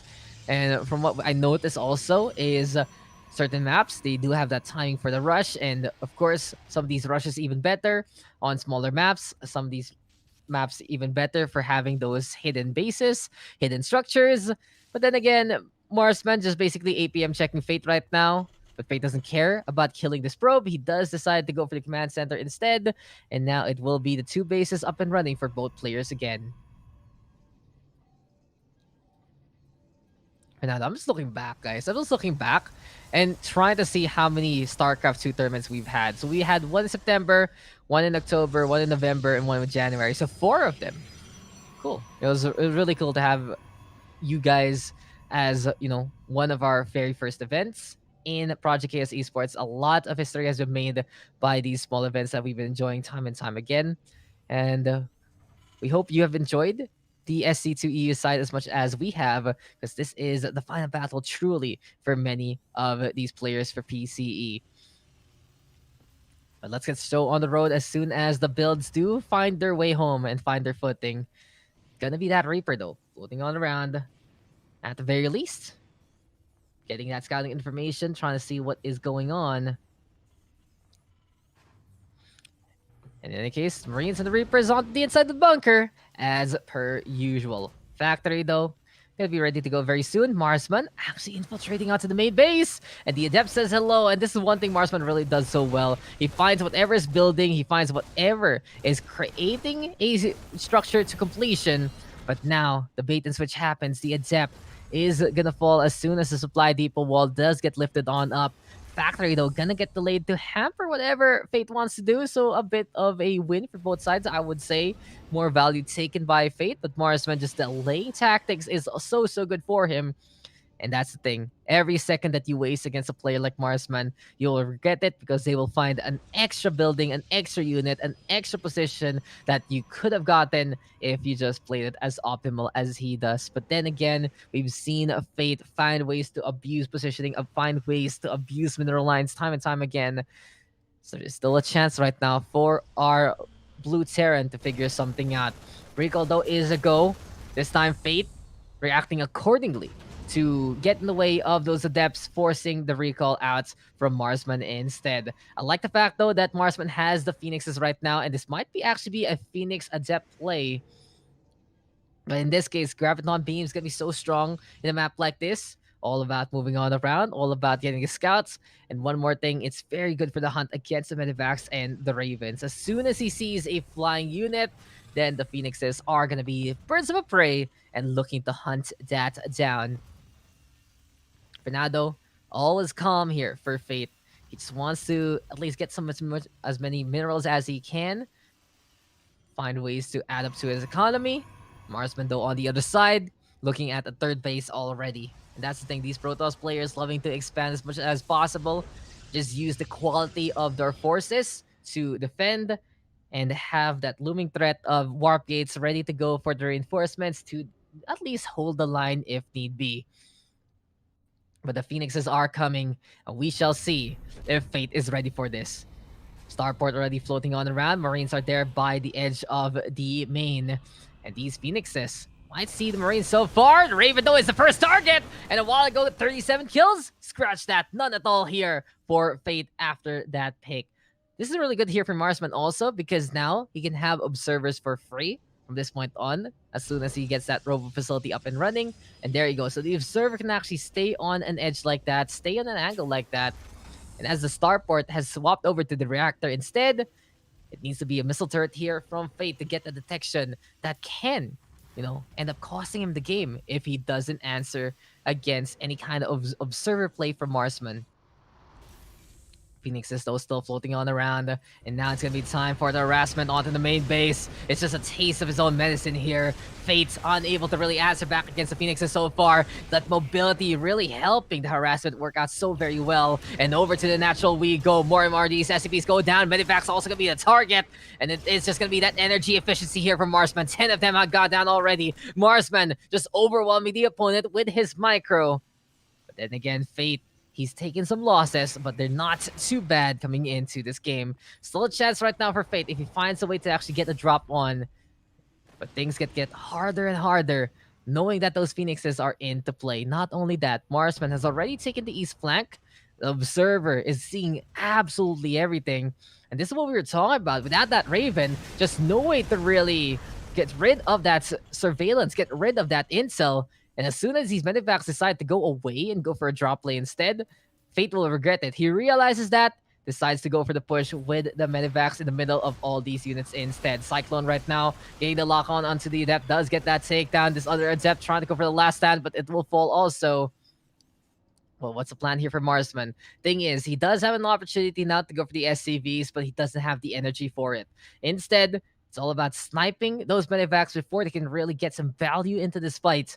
He might even sacrifice these things just in case to get rid of that advantage. But never mind, as I say, that Cyclone will get the lock on, and it's just all about the harassment there. Could have actually went for the engagement. The Marines were a bit far away, but Marsman playing it safe instead and does get Thermal Lance while this is all happening. Quick macro though into 2 Colossi. That's the thing. 7 minutes in. It's already 2 Colossus. Looking to defend, looking to attack if ever. Fate though in the meantime, scouting on around, seeing everything that's going on. And okay, Mr. Soccer, I see you. You'll get a raise over the Zealot in terms of Warp Gate protection. Because not only does he look left, he looks right, he looks left, he looks right, blocks the Reaper time and time again. And just a really good position there for Marsman. Honestly, a Stalker. Value town. Good job, Stalker. Anyway, though, the Phoenixes are at it again. And we'll see what they can do now as they have energy. Hello, Mr. SCV. Hello, Mr. SCV. Hello, Mr. SCV. 4 of them immediately dying. Still, though, the Cyclone finds value. He does get the lock on onto a Phoenix. Does get the takedown. But it's just hurting Fate more and more. It feels like he's just getting cut up bit by bits into ribbons rather than a complete slice, a complete bisection that Marsman can do as well. Fate though still keeping up on the army as much as possible. But this is going to be easy tidings here for Marsman. Every single time he sees a lone Marine just like that. Goodbye to a few of those units. And the thing is, the ground forces here from Marsman looking very, very scary as well. What can Fate do now? He has the Cyclone, he has Marines and Marauders. And the upgrades, it's +1/+1. But against Archons and Colossi, this is going to be a hard-fought battle. The charge is already there. And this army going to get caught. Force fields are into play again. Beautiful load in though into the medivacs, trying to get into the behind. But is it going to be enough? Zealot's now backing on away. There's going to be formation by the Minerals. But another set of force fields will force the GG out. And Marsman is the first grand finals here in the final battle of Project Chaos Esports. Force fields are a go, powered up and ready to get shutdown after shutdown after shutdown. Incredible work done by Marsman. Systematic, automatic. This time the Phoenixes were used to perfection, and it really goes to show the map abuse that Marsman can do. That map knowledge in game number 1, timing it right for the Stalkers to blink forward to the Pillars of Gold main base and get rid of Combat Shield. On that it's just Phoenixes abound. And guys, you know, here at PCE, we evolve time and time again. We have a way to actually check out other matches going on right now. And let's head on over there. So this is now the lower bracket. Are we going on the break? No, we go straight, right? We can go straight into it. And yes, we're going straight into it. So here we are, guys. Immediately, another battle, another fight coming into this broadcast. Where else do you see this, guys, besides Project Chaos Esports? We're in, after you finish one match, you go straight into the other one that's going on right now. So I'm getting confirmation. This is the lower bracket round number 2. Bexan is actually 1 up against Kilomonias. And where does Bexan come from? Gotta be impressed here in this Protoss versus Protoss matchup. So PvP, always a cheese fiesta that can happen. You usually get that 2 base, 1 core. And besides that, you're just happy, you're just ready to go. You're ready to get hit after hit and look to find ways to get the shutdown. I'd love to know if this is the Bexan actually from Kazakhstan. Is he that guy? Because I've heard of like that. Yeah, I've heard of a player, and I think Bexan is actually the top player from Kazakhstan right now. So interesting melting pot here of culture. We got a player from Spain, we got a player from Kazakhstan of all places, and we'll see what Bexan can do here. I'm very excited to notice what he can do. I'm very excited to see what kind of matchup we'll get in this PvP. And for now, It's time for us to figure out what is going to be going on into this game. In any case, though, seems like we are going to get a bit of production here for Killer Monyas. He is the one on the top left of Romanticide LE. Pylon being built by the simulator. Does feel like that these guys try to play it as safe as possible in a Protoss versus Protoss matchup. Always a possibility where you just get overrun, right? It just feels like sometimes you're not ready for the amount of units your opponent can actually have. From that point on, it just is a way to destroy the opposition, a way to destroy anyone in front of you. And then again, the amount of units that you can bring to the table really will be dependent on how many production structures you have in the first place. But I've got a bit of history here for Beksan, actually joining a number of weeklies, a number of ESL Open Cups, and he's really been grinding. He's really been at least finding ways to fight against so many different players in so many different nations. Gotta give it to Beksan though, showing up in the final battle to be I'd say a worthy contender out of nowhere. The top one player of Kazakhstan for good reason, and we'll see what he can do now. Killer Monyas though, he's down by 1, but we always believe in Mr. Killer Monyas. Always rooting for that underdog, always rooting to see what he can actually do. But in this case though, what can he figure out now? Scouting on around through the bridges. Pylon though gonna get spotted here by Beksan. Monyas trying to be a bit sneaky. Think about Romanticide. Some of these mineral fields do get in the way. And you can try to put some power fields on the other side, get the warp cycle across the, I'd say, the cavern, across the ravine rather. And then it's easy tidings to get a safe warp in if ever. Beksan though, doing the manor pylon in the PvP. It's just like, I respect you, so I will put the pylon in the way just to be a big bother. It's funny that so many people commit on it, other people actually decide to forgo it, and there are also the third kind that cancel it at the very last moment, but it's just a way to bother your opponent, make sure that their timing gets messed up. And the biggest thing that Pylon can really do is trap a probe on the other side and take free second base compared to your opponent. Then again, though, Twilight Council is out about, and Stalker's gonna be the way to go here for Killer Monyas. First Stalker already disengaging, as Beksan not only has 3 sentries, 2 Stalkers, but he also has a single shield battery there to top these units up. Blink, though, gonna be the way to go also here for our 2 players. Killer Monyas and Beksan happy to employ that kind of playstyle. And that micro gonna be very, very important later on. Shield battery, though, has been set by Killer Monyas on the main. We're getting a forge here from Beksan, though, as we are speaking. And as Beksan decides to get this Nexus up, we'll see what it can do now. Very slow game, though, I would say. It does feel like it's a calm before the storm kind of thing. These guys are just trying to find ways to poke at each other, trying to find ways to find these small openings using intel. And the biggest thing is Beksan has more of that intelligence going on, since he has three of those sentries that can easily decide to hallucinate the Phoenix and look on around as much as possible. But it's time for a bit of an exodus here, ladies and gentlemen. It's time to go for the hunt onto the outside world. And not only does Beksan have Stalkers, he hallucinates some of them into the front line. Now this is going to be kinda cheeky against Killer Monyas, because Killer Monyas is going for the hallucinations instead. Now he realizes the situation, he's trying to answer back and find which ones are real. And would you not believe your eyes when you got all these Stalkers out in front of you? And Beksan tanks some damage there, using that small little advantage he has with the sentries to be very, very cheeky. Blinking on the way already, using some severe micro in this part, but the Stalkers are going to be out in front here for Killer Monyas. Sentries on the other side. Now Killer Monyas going for the sentries instead. Battery overcharge, though, has been forced out, and Beksan has to retreat. Now, a bit of a gamble there for Beksan. He knows that he wants to keep the Stalkers alive a little more since they do more damage, but the sentry is always good for that utility later on in the fight, and they do cost 100 gas apiece. So it is a bit of an investment there that Beksan kind of throws down the drain at the end of that. If he was able to win out the fight, it would have been absolute value. Like, it's so smart what he's trying to do. But unfortunately, if he doesn't win, it does put him in a bit of a hole there. And you can see right now that this gas is very, very on the low side. But in any case, he can still go for the fight, and he finds a pickoff onto the Stalker. We're getting +1 though here for Beksan, and it should be done very, very soon. Dark Shrine though gonna be answer here for Killer Monyas in behind. And the thing is, Killer Monyas He has to survive, and he has to be sneaky about this Dark Shrine, or else it might just blow up in his face. The shadows can be the friend of Killer Monyas, but he needs to make sure that that is going to get unscouted, that is going to be as sneaky as possible. We'll see right now as these stalkers pushing on forward instead. Blink on away, trying to survive. There we go. All about those blinks, all about trying to keep it up.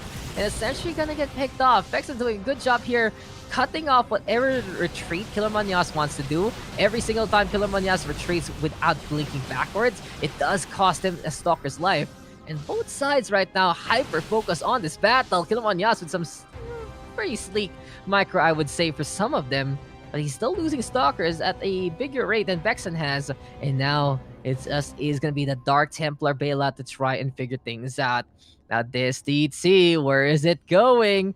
Onto the third base, sees absolutely nothing besides his Nexus coming. Oh, Vexen. Well, Vexen noticed that. Killer Monyas actually slicing and dicing against the Nexus rather than going onto the main base. Now he realizes that mistake. Over and out to try and get to that primary. But, oh, there's detection already. I believe there's an observer looking around. Is there actually an observer? What's going on? The DT has been spotted. Photon cannon is out. And there's just no way now for Killer Monyas to make that Dark Shrine work. Yeah, the observer at the right place at the right time. Killer Monyas. He had his ace in the hole, but he actually showed his sleeve rather than his cards. And from that point on, it's just Vexen answering back and shutting that one down. Things looking very dire here for Killer Monyas. Best thing he could do is try to reinforce his second base, try to at least get some more units. He is down though in the worker count. He's not going to be able to get as many units as he would like. But the Immortal, of course, a big game changer in the Stalker versus Stalker game. Since one Immortal is just enough to shut things down, two, even better. Natural transition though into PvP. Stalkers into Immortals, you add them up, and we'll see what else we will get. Can we get some Void Rays though? I've been waiting for Void Rays. I've been hyping them up all night because they are just so overtuned now. But at the same time, you can really see it's going to be a bit of a problem unless some of these guys can find ways to be cheeky about that movement. Vexen though is going to be the one on the defensive instead. Killer Monyas have found ways to actually add up to the army. Vexen going to be basically evening it up. Thing is though, third base is just not ready. There's no shield battery whatsoever. Can't utilize that battery overcharge if need be. Stalker's though gonna be out in front. There we go with the Immortal in behind. A bit of a problem for Vexen. He has to micro this accordingly to let the Immortal shine and get the damage done. The Arkansas from Killer Monyas taking a little too long in the front line. And those blue orbs of energy will go down. Zealots now warp on in. Here we go with Blink forward. And the hunt is on. Immortals still packing quite the punch. There we go with the cleanup right now. And the thing is, the Immortals are getting caught out here. The Zealots are there. The Stalkers are focusing fire. And the hunt is on. There we go with Killer Monyas blinking onto the other side. Getting rid of the Immortal there from Vexen. And even though that these Red Stalkers are in the middle, it's Killer Monyas losing out on the army. Will Vexen be able to do it? He's on the hunt. He's going for the chase down. Will this be enough for the takedown? Killer Monyas is running out the Stalkers, running out of rope. And Killer Monyas will be first eliminated here. Vexen will move on to face off against Fate in the lower bracket, round number 3. And what's a debut here from Vexen, making it happen and winning the fights against Killer Monyas. Well played there to Vexen. That PvP standoff, very intense. Stalker Micro was pretty much the story of that life, the story of that game. Sentries being used to try and juke out the opponent. A little bit on the, it's sometimes if you win, it'll be good. You win harder, but if you lose, it does even things out quite a bit. So those sentries going down, unfortunately. Vexen had to wait. Good try though from Killer Monyas, but that Dark Templar hitting the Nexus point, unfortunately, getting spotted by the Observer. Good effort though. Archons Immortals going on the march, but Vexen defending accordingly, having Immortals, having Zealots, good focus fire, and in the end, hyper focus to try and get back to the grand finals against Marsman. But he has to try. Yeah, but he has to try to face off against Fate instead. But guys, this is the final battle, and there is no breaks. There is no stopping now. If you want StarCraft 2 action over and over and over again, then you are the right place here, ladies and gentlemen. We are just waiting now for our draft. We are just waiting for Vexen to hop into the party. But this is absolutely intense here. This is all the fun that we can get and more. And if you guys can handle it, I can handle it too. We can all handle it right now with the handful of players that we do have. But you can really see that this is just one of the most intense sessions we've gotten in PCE. So if you guys are enjoying, of course, the Catalyst event, check our event out too. Give us that share, give that a view. Check out the games that we've been seeing so far. It's just been incredible, honestly, from start to finish. There's more and more of this EU action happening. There's more and more of the fun that we can get, and it really feels like that we're just trying a lot of new things out here at PCE, but at the same time, looking to enjoy, looking to go at it again and again, and looking to have as much fun as possible. Fate, Bexon, next on the list. TVP though is still the matchup. So we're only gonna get two kinds of matchup here, guys. Like we say, no Zerg really makes it far in PCE, unfortunately. Maybe one day. Maybe one day. But for now, we got TVP, TVP, PvP, not CVP. And whoever wins this, it might be TVP or PvP. No, we didn't get TVT. No, yeah, we didn't get TVT because there's only one Terran player, so it's 3 Protoss players and 1 Terran. That's interesting. 75%, man. I'm going to give you hard stats right now, guys, because I'm a stats man too. 75% of all players right now in Final Battle, a Protoss player. 25%, a Terran player to make the beautiful 100% and that perfect pie. But guys, this is going to be the last time we are doing a best of 3. After this, it's best of 5 against Marsman. First map is that Aura LE. Bexon picking this one up and looking to show up against Fate. Fate, though, in the meantime, even though he's reeling against a loss from Marsman, you gotta know that there is just that confidence. You gotta know there is that chance that he can actually make it happen, make it work again. And we'll find out as we get into the first game. Both sides ready to go, looking to brawl. Whoever wins this gets in the money, gets guaranteed at least 15 euros for his time. Loser, third place isn't a bad title to say, but unfortunately, no prize there. Will we see FaZe make it again to the grand finals and try to get revenge against Marsman? Or will it be Bexon doing the same thing, trying to do the same thing, rather? Because these two players eliminated by the one waiting at the very top. Here we are, guys, though, into our final lower bracket match. This is the lower bracket finals, and this is going to be a PVT coming your way. Best of 3 action starts now as we get into the game. Introducing first, here on the top, in the bottom right, rather, of that aura. It is the green Protoss, and his name is Bexon. In the meantime, on the top left, it's our red Terran, and he is Fate. Now, EESC versus Platoon N. And it just feels like this might be Fate looking to avenge the loss of Killer Monias by shutting down Bexon and his run right here, right now. Now, both sides have gotten victories under their belt. Marsman versus Bexon in round number 2 was a 2-0 in favor of Marsman. But then, over the lower bracket, Bexon able to make it happen with a 2-0 instead against Killer Monias, putting him in this spot now. In the meantime, Fate beating Killer Monias in the upper bracket 2-1, but falling to Marsman 2-0 instead. And yet again, Marsman showing us why he is the heavy favorite coming into the tournament. But then again, the grand finals is going to be a completely different beast if ever.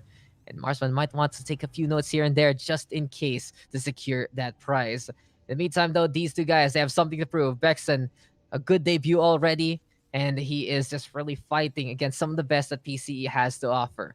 Moving on around with the probe, and Fate can be looking to at least respect that kind of, I'd say, gusto that Bexon has brought to the table. And this will be a very, very fun fight to say the least. I wonder who will be your champion here for our final battle.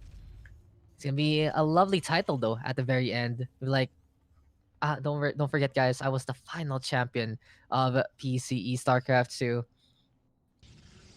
And who knows what the future will hold. But in any case, here we go.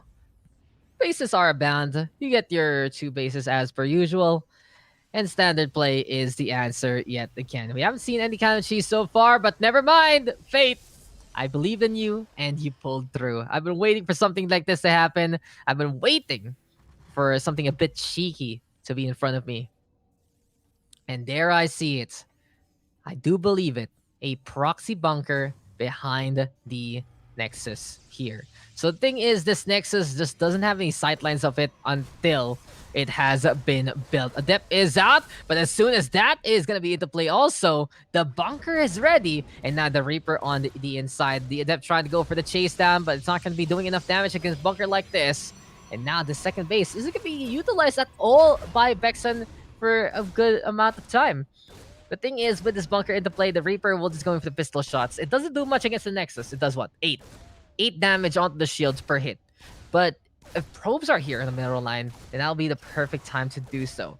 Now then, Fate has to get some really good micro for the SCV though. As soon as these Adepts realize that the worker is out, oh my god, it barely hit that shot. It's still in the red though. Unfortunately for Fate, he tried to keep that one alive. And now one shot to go, 8 HP. Hero SCV trying to do the best he can. And Oak onto the inside, 309 HP though onto the bunker. One more try, back inside.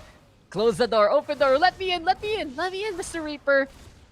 Thing is though, the Reaper isn't really shooting any of the probes so far, and finally, the SCV that tried to do the best job it could will fall down. And this time, Bexan will realize, okay, I can shrug it off. I have 2 Adepts. All I have to do now is micro. Okay, never mind. So, probe this die. Unfortunate. Not the biggest loss though whatsoever. We've been watching this bunker for quite a while already. And the salvage! Oh my god, Fate! You are a madman, man. That's just crazy from Fate. He gets 1 probe for free. He gets all the scouting in the world and more. He gets the salvage up to get 75 minerals back. And now, since Bexon was trying to do a bunch of different things, he is going to get supply block. Fate, though, at the same time, going to get supply block too. But Phoenixes are coming the way of the Red Terran. Now, Bexon wants to harass back, and this is the perfect time to do so. Fate has just been fortifying here and there.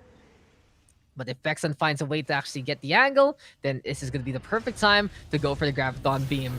Now, unfortunately, that SCV will fall. Viking, though, going to be into play. Second SCV spotted trying to go for the build. Thing is, though, the other Phoenix can go for the shots. And eventually, Bexon able to get on away in time.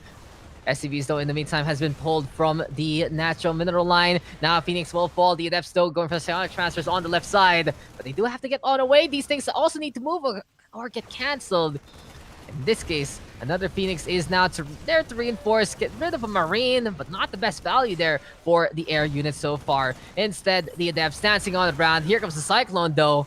And I love this from Fate. It really is just him learning his lesson against Marsman, even though he's lost 7 SCVs. He's found ways to answer back. The Vikings are there, the Marines, the Cyclone, all in position to shut those units down. And even though Bexon did a good job to actually harass there, now his army gonna be a bit kaput. And these Phoenixes aren't that cheap, that's for sure. So now Fate is on the hunt and we'll be deciding, okay, might be time to go onto the outskirts, go onto the outside, and let's see what we can do so far. We're going out, so we're going on a trip in our favorite rocket ship, or in this case, we're going on a trip to enjoy what that Aura LE has to offer. And we're going to be moving on around again and again to see what else can get spotted. These Cyclones still trying to climb. There we go with the Immortal right now out in front. Lock on, going to be into play again. And here we go with the Phoenixes getting the lift. But suddenly that gets cancelled because this needs to be Bexon reinforcing his lines. Probe's going to get pulled already. SCV's fighting against the pros. Battery overcharge though is going to be there. And Fate throwing in so many units, but Bexon able to overrun it with the workers to help on out. And a lot of shielding done there by the battery before it gets unpowered. I think for Fate, a bit of an issue on what he was focusing on. He went for the pylon, and sure, it shut down the warp gate, the shield battery. But then again, it's not enough. The SCVs all the way out the front, rather than repairing whatever they could in the back line. The Marines just trying to tank everything. And from a bit of the army lead that Fate had a while ago, it's now Bexon in control again. Not only is the worker counts on the edge and on the side of Bexon, it is going to be easier time here to reinforce now for Bexon because he has the Robo facility still up and running. The Robo Bay right behind his base. And now it's more harassment yet again. Phoenix is going for a swoop. And these things What is dead may never die, but what is lifted can get shut down by those air units. Bexon really enjoying the Phoenix Micro right now, and he's bought a lot of time for himself to get the Colossus up and running. Just goes to show, though, that this has been a very big improvement from Fate. If this was what we saw from the last game, Bexon should have gotten to Colossi already, but Fate is putting on the pressure, trying to be very, very pesky, but the Observer will be into play here. Yet again, without that Raven, it'll be up to missile turrets to get the scout that Fate needs. Observer, though, gonna just be there, undetected, unseen, enjoying every little bit of intel that it can get so far. Plate's still gonna get broken, and the Observer's like, "Phew, I'm glad I'm invisible. I thought it was gonna be shooting at me, but I guess I'm fine." Then again, though, Fate is able to get his upgrades anyway, and now +1 for infantry weapons is the way to grow. Ground weapons on the other side gonna be the answer for the Protoss. Charge is also gonna be up and running, but while all this is happening, here we go again with these Phoenixes being so annoying. Does feel like Fate is just getting a taste of his own medicine as soon as he got so many kills with air units a while ago in the round number 2 matchup. It has been him suffering against Phoenixes from the other side. So, karmic retribution works in interesting ways. Thermal Lance, though, is ready to go. Bexon is ready with 2 Colossi. And this is going to be looking to be a scary army here from the Protoss if you can get more numbers up and running. Fate, though, on the other side, deciding to invest heavily on the units instead. And this lone Marine scouting on the ground feels like a Phoenix has been spotted there. But while this is happening, Bexon is trying to mount a attack on the third base. The assault is coming, and the Striders are ready to go. 2 Archons are set on up, though. And the thing is, Bexon gonna be going for a third Colossi before the Warp Prism. Now, I think 2 Colossi is enough for initial attack. That's for sure. Third Colossi, really good. The third Colossus is really good. But then again, the Warp Prism even better to get more numbers, more bodies out in front, and you can't go wrong with Zealot Meat Shields. Still, though, it's Fate now looking to try to go for the drop. Bexon, though, is waiting to assault. And this is going to be a matter of chance, a matter of timing here for both players. If Bexon attacks now, this army composition isn't going to be the biggest, that's for sure. But if Fate is able to actually get all the way to the main base, difficult decisions now must be taken by the Protoss, but it seems like they're going to be seeing each other on the low ground instead. Scan guns come, Colossus gets the spot on, the Zealot going to be charging on in just to die. And what's the decision now for Fate?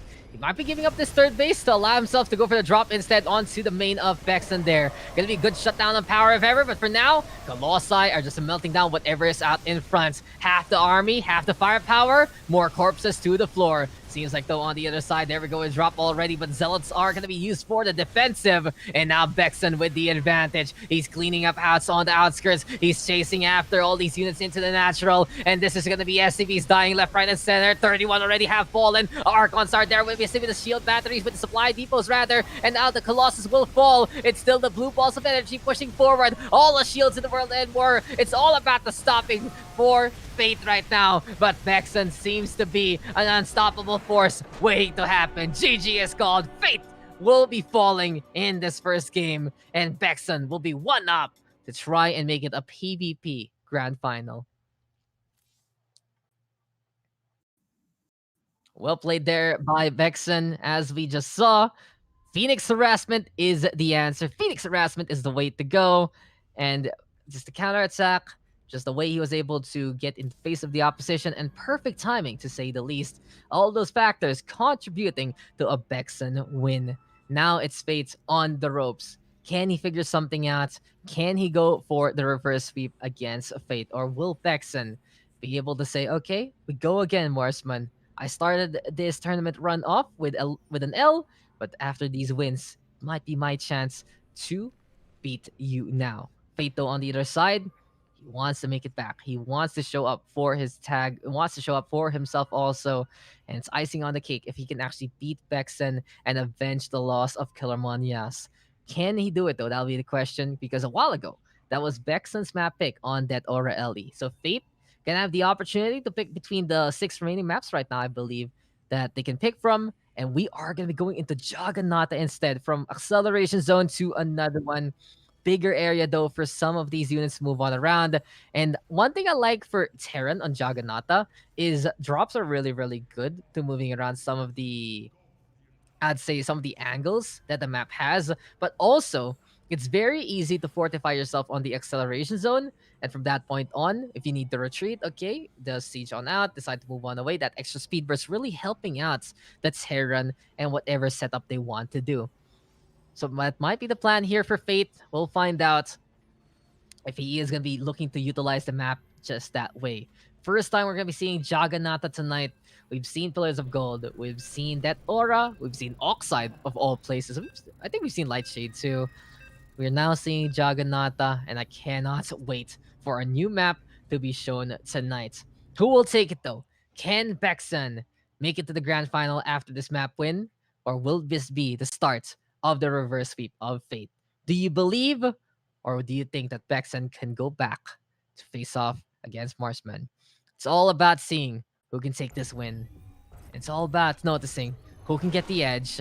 And now in this TVP, we go at it again. Into game number 2 out of 3. So, ladies and gentlemen, you are tuning on into the Project Chaos Esports Final Battle StarCraft 2 tournament, our tournament for February. It is near the tail end of the month, but then again, it's been a very, very fun time to say the least. The games have been great, the players have been amazing, and even though we've gotten a bit less of the quantity, the quality has been sublime. And you just saw also one of the newest features the PCE has, a way to actually check out another game ongoing. Then again, though, we just try to get better and better. These players are doing the same thing. Introducing first on the bottom left side of Jagannatha, it's your green Protoss, and his name is Bexon. In the meantime, on the top right, fighting for his tournament life.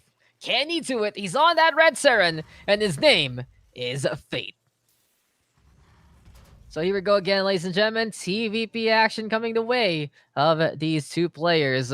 And that beautiful acceleration zone in the middle, giving a bit of a speed boost there, giving a bit of a nudge to our lovely Mr. Probe, trying to make it through to the other side. And it's just all about getting that intel as per usual. Like we said, though, €50 prize pool. Whoever gets the dub in this lower bracket finals is going to be in the money. Guaranteed at least €15 for second place. Grand prize, though, going to be 35. So that's over double, actually, to give you a total €50 prize pool coming into the night. We started around what? What time is it by this point? We started like 2 hours ago, I think. And even though it's been on the faster side, we've gotten some great, great games along the way. And I cannot wait to see even more. But this is just going to be Bexon moving on the round. The Probe will survive. Fate in the meantime, a quick Marine to be out in front, looking to play defensive. And let's check out the map besides the acceleration zones that we've been talking about. First base, second base, pretty standard. It is just an opening from the main to the natural, and that's it. A little bit of space for air units to move through the rivers, that's for sure. But no way to really hide in the corners of this map. So Fate, even getting at command center. Bexon looking to do the same. Jagannatha, though, aesthetically one of the, I'd say, prettiest maps in the pool, just because it is very Protoss motif, so it is absolutely clean and shiny.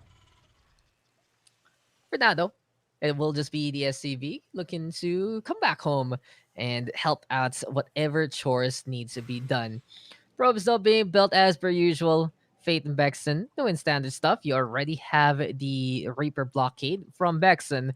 Thing is, though, he's going for Stargate opening yet again. Will it be Phoenixes one more time? Will it be something different? Will we get Void Ray? Come on, where are the Void Rays? Or can we actually go all the way to Carrier later on?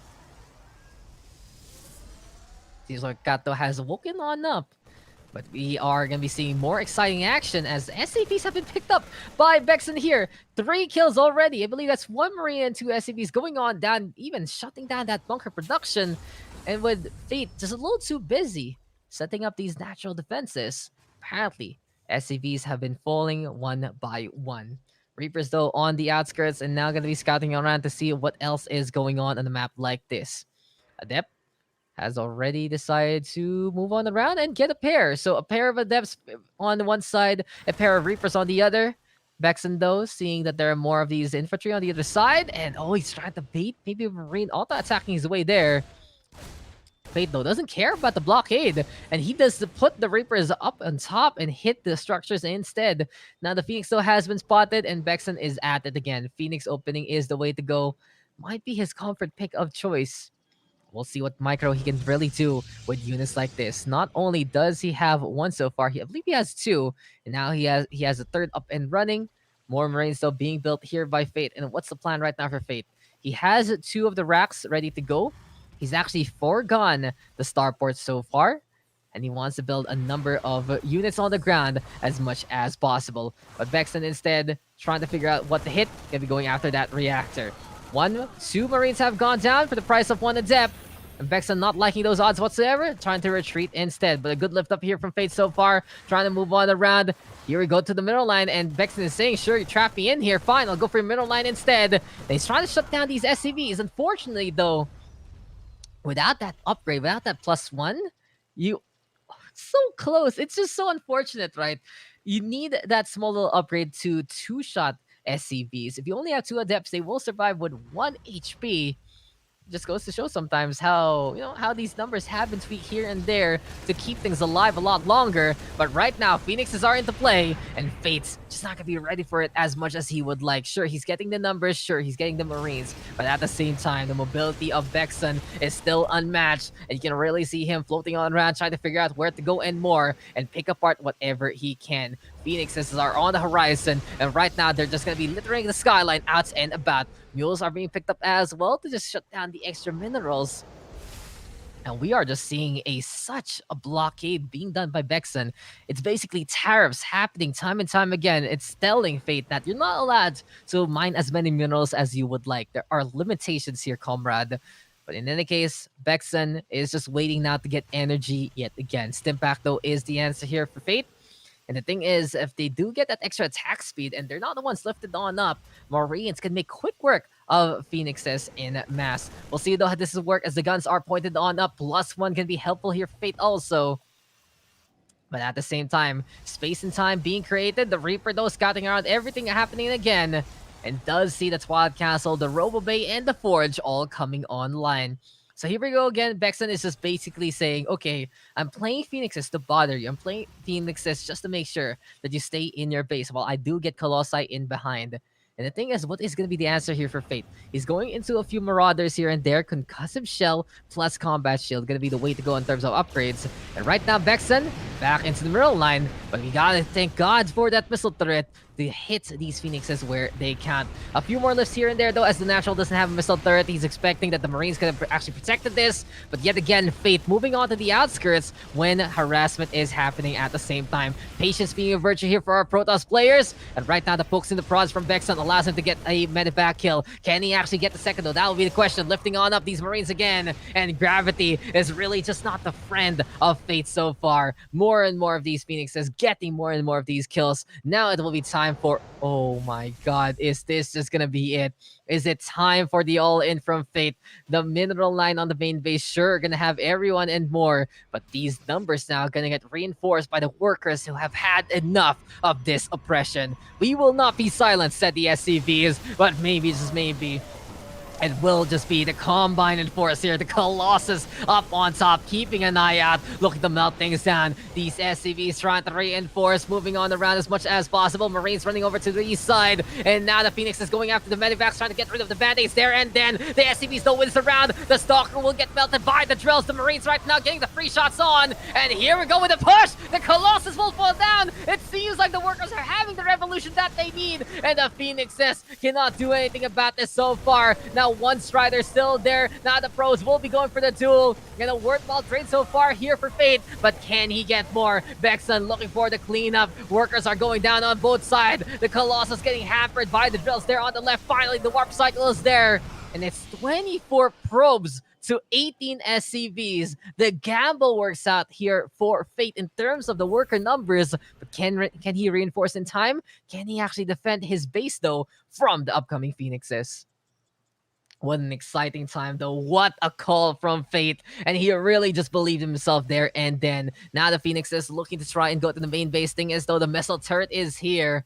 What's the plan now for Vexen? Medivac getting the aggro, and Vexen not watching out. Marines instead get a free pick. Here we go now with the SCVs getting lifted up again. And it's time to hunt. It's time to see what we can find. And that one Phoenix with only 3 HP and a Dream. So very, very close there. But it really feels like Fate's finding ways to keep him alive. I was so worried for him as soon as the SCVs were pulled like that. The boys, though, have had enough. But now they might be facing the force of the Zealot side blades instead. We'll see if these knives can actually get the cut up. Vexen now looking to go for the push. It's time for the charge to get that value. With the Mind Stone set up all the way there to the top left. Not going to be an effective range whatsoever. And these are going to be the mules trying to actually bait things out. I like the plan here from Fate since these things are running out of battery. But in any case, now the Brains and Marauders, they're going to get pretty much sandwiched there until the Medivac will be able to save a few of them along the way. But overwhelming numbers right now, courtesy of Vexen. Zealot's going to be pretty much sacrificed for the greater good. You have to be careful though, these Wooden Mines are invisible thanks to the armory setup done by Fate. And Vexen able to put that orbital command at a very, very low state. One more base to go though, says Vexen. He wants to go for the push. He wants to find a way to actually shut down all of this army and more. There we go though with the force fields, but at the same time, this is such a good funnel right now. Taken by Fate, and the turnabout is absolutely fair here from the Red Saren. Fate is just surviving as much as he can through grit. True Fate through thrust indeed to himself. And the process is working out here for Fate so far. But the cleanup is there from the Archons. Can we see Vexen actually hold and survive? Warpersm right now going over to Pile Mod to get reinforcements if ever. And time is running out for Fate. Numbers are dwindling as well. The Marines and Marauders are falling one by one. And now the Zealots are there to go for the chase. The tournament life of Fate is on a rope. And the balance has been shifted over to the Protoss instead. Vexen is just looking to prove himself, forcing a mirror matchup in the grand finals. He is back in business into the top 2, and Vexen's debut is unmatched so far. It is time for him to make it to the grand final, ladies and gentlemen. The promised land awaits for Vexen, and Marsman is the only one there waiting for him. Fate, though, you gotta give it to him. What a pull with the SCVs, what a defense, what a position by the mineral line.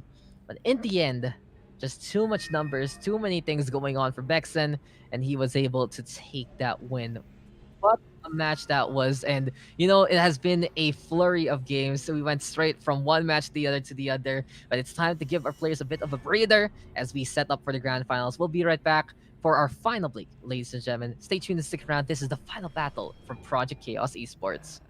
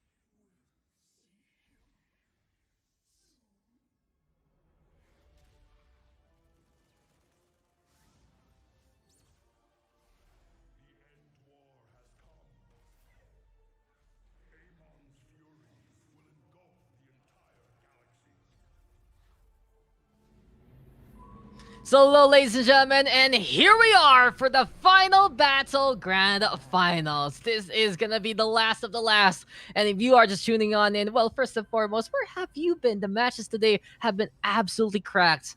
But this is gonna be the final time we're gonna be seeing this bracket run its course. This is the final battle, and it will be a PvP. I'm, of course, joined by our amazing prod team in behind, doing the best job that they have done really in that stress test that was doing two games at the same time.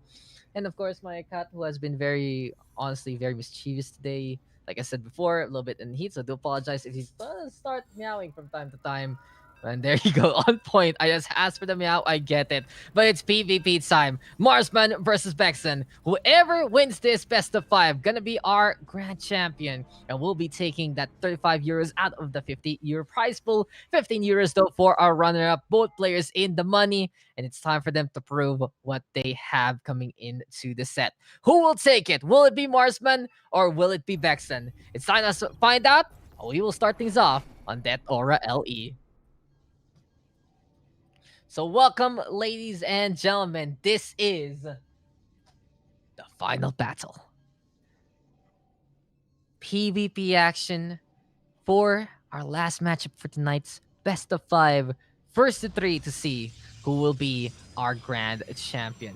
It's time for us to find out now who it will be. As introducing first here on the bottom right of that aura, it is our green Protoss, the challenger, the Mr. Amazing debut. His name is Bexon. Meantime, on the top left, he has just been the guardian of the top spots, championship after championship for a man like this. He's on that red Protoss, and his name is Marsman. I honestly don't know how many times Marsman has been champion, like twice, thrice, four times, like whatever. I think he's all. I think every single time he's joined, I believe he has been champion, man. So this guy, the odds are always with him, but we'll find out if this is gonna be the night that he can get dethroned. PvP time though, gonna be a difficult endeavor for Bexon. A bit of history now between Marsman and Bexon. Marsman won 2-0 while ago in round number 2. That's your history right there, folks. But it just goes to show that if Bexon wants to make the Cinderella story really happen, the Cinderella run, make it to the very end, it'll be his time to shine. This will be his chance to take the dub. And we'll find out if we can do it here and now. Of course, though, in PvP, there is only one real build to go around at the start with. 2 gate, 1 core. 2 gate, 1 core. Why? Because if you don't build this, you're probably gonna get screwed by ranged units in duplicate by the other side. So it just goes to show that you gotta be very careful in PvP. One deviation that doesn't work out in your favor, you're probably gonna get overrun by units later on into the game. Zealots are mostly useless at the start, especially if your opponent has A, stalkers, B, adepts, or C, even sentries, since it's all about that start step action against zealots that don't have charge whatsoever. Pylon, though, gonna be built here by Marsman on the north side of his potential 3rd or 4th base. Bexon, though, in the meantime, putting the pylon down, and the probe decides to scurry on away because the pylon got cancelled. Marsman just kind of getting delayed there before he can put his next touch point. So Bexon is being a bit annoying, but Twilight Cancel gonna be the way to go here for Bexon. Now it's gonna be a 1-base setup here for Bexon so far. Marsman the first to expand, and for some players, they do say that if you're playing PvP and if you're the first one to get a 2nd base, you're usually the one who loses out into the game. Why? Because if that 2nd base is still being built, you're getting you're using a lot of resources rather to try and make it work. You're also investing money in saturating that base. So that means less units for you. Sometimes there are a few players who are already able to get into Immortal tech with a robo facility. But we'll see right now, because I think Marsman, he has an idea of how he wants to defend this. And of course, battery overcharge has made the lives of Nexus building Protosses a lot easier, that's for sure. Warp Gate, though, gonna be out and about. And it's time for the production to be in mass here for our Protoss players. Second Nexus though here for Bexon being built up as well. Marsman can have a bit of an edge. And that's the thing. You can either go all in as a Protoss on one base, or you can say, okay, he's going for second base. Now it's safe for me to do it also. Does give the game a bit more of that macro flavor. Does allow you to figure something out here, there, and everywhere and utilizing those resources. But the thing is, though, both sides have gotten Twilight Councils already. Bexon, though, is the one on the hunt, trying to go for the push. And one more thing Bexon has right now is that Forge, and he's trying to get +1 along the way. What's the plan, though, here for Marsman?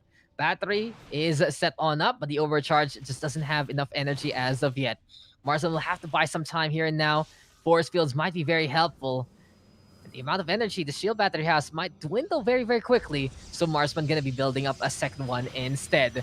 Now then, Stalker's gonna be into play. Here we go again with Bexon trying to be sneaky with those hallucinations. And I love it, okay? Bexon, he's really playing with such good intelligence right now. He's trying to play mind games against his opponent. Marsman, none the wiser at the very start, hitting those Stalkers quickly. He did realize, though, that his opponent wants to play something like that. And the force fields there, at least keeping some of the units on the other side away. For now, though, time is of the essence, and apparently, Marsman feeling very confident that he can defend with only 2 shield batteries, using that energy for chrono boosts instead. Really goes to show, though, that these guys have such good IQ. They understand what they can push, what they need to keep, and from this point on, it will just be more and more Stalkers coming into play. Gateways, though, abound here for Bexon. He's going on a 4-gate setup and a robo facility on the low ground. In the meantime, here for Marsman, it's still 2 gates right now. Where are the other buildings? That's the question. The amount of production Marsman has is actually just half of what Bexon can really make. And these are the worrying parts sometimes of PvPs. If some players have more of these production buildings rather than others. More units coming the way of Bexon. He can keep adding on the pressure. A Warp Prism might be essential right now for Bexon if he wants to play full aggro. But it seems like Marsman, he's just trying to get that third base up and running. And now, though, third base being built here by Bexon.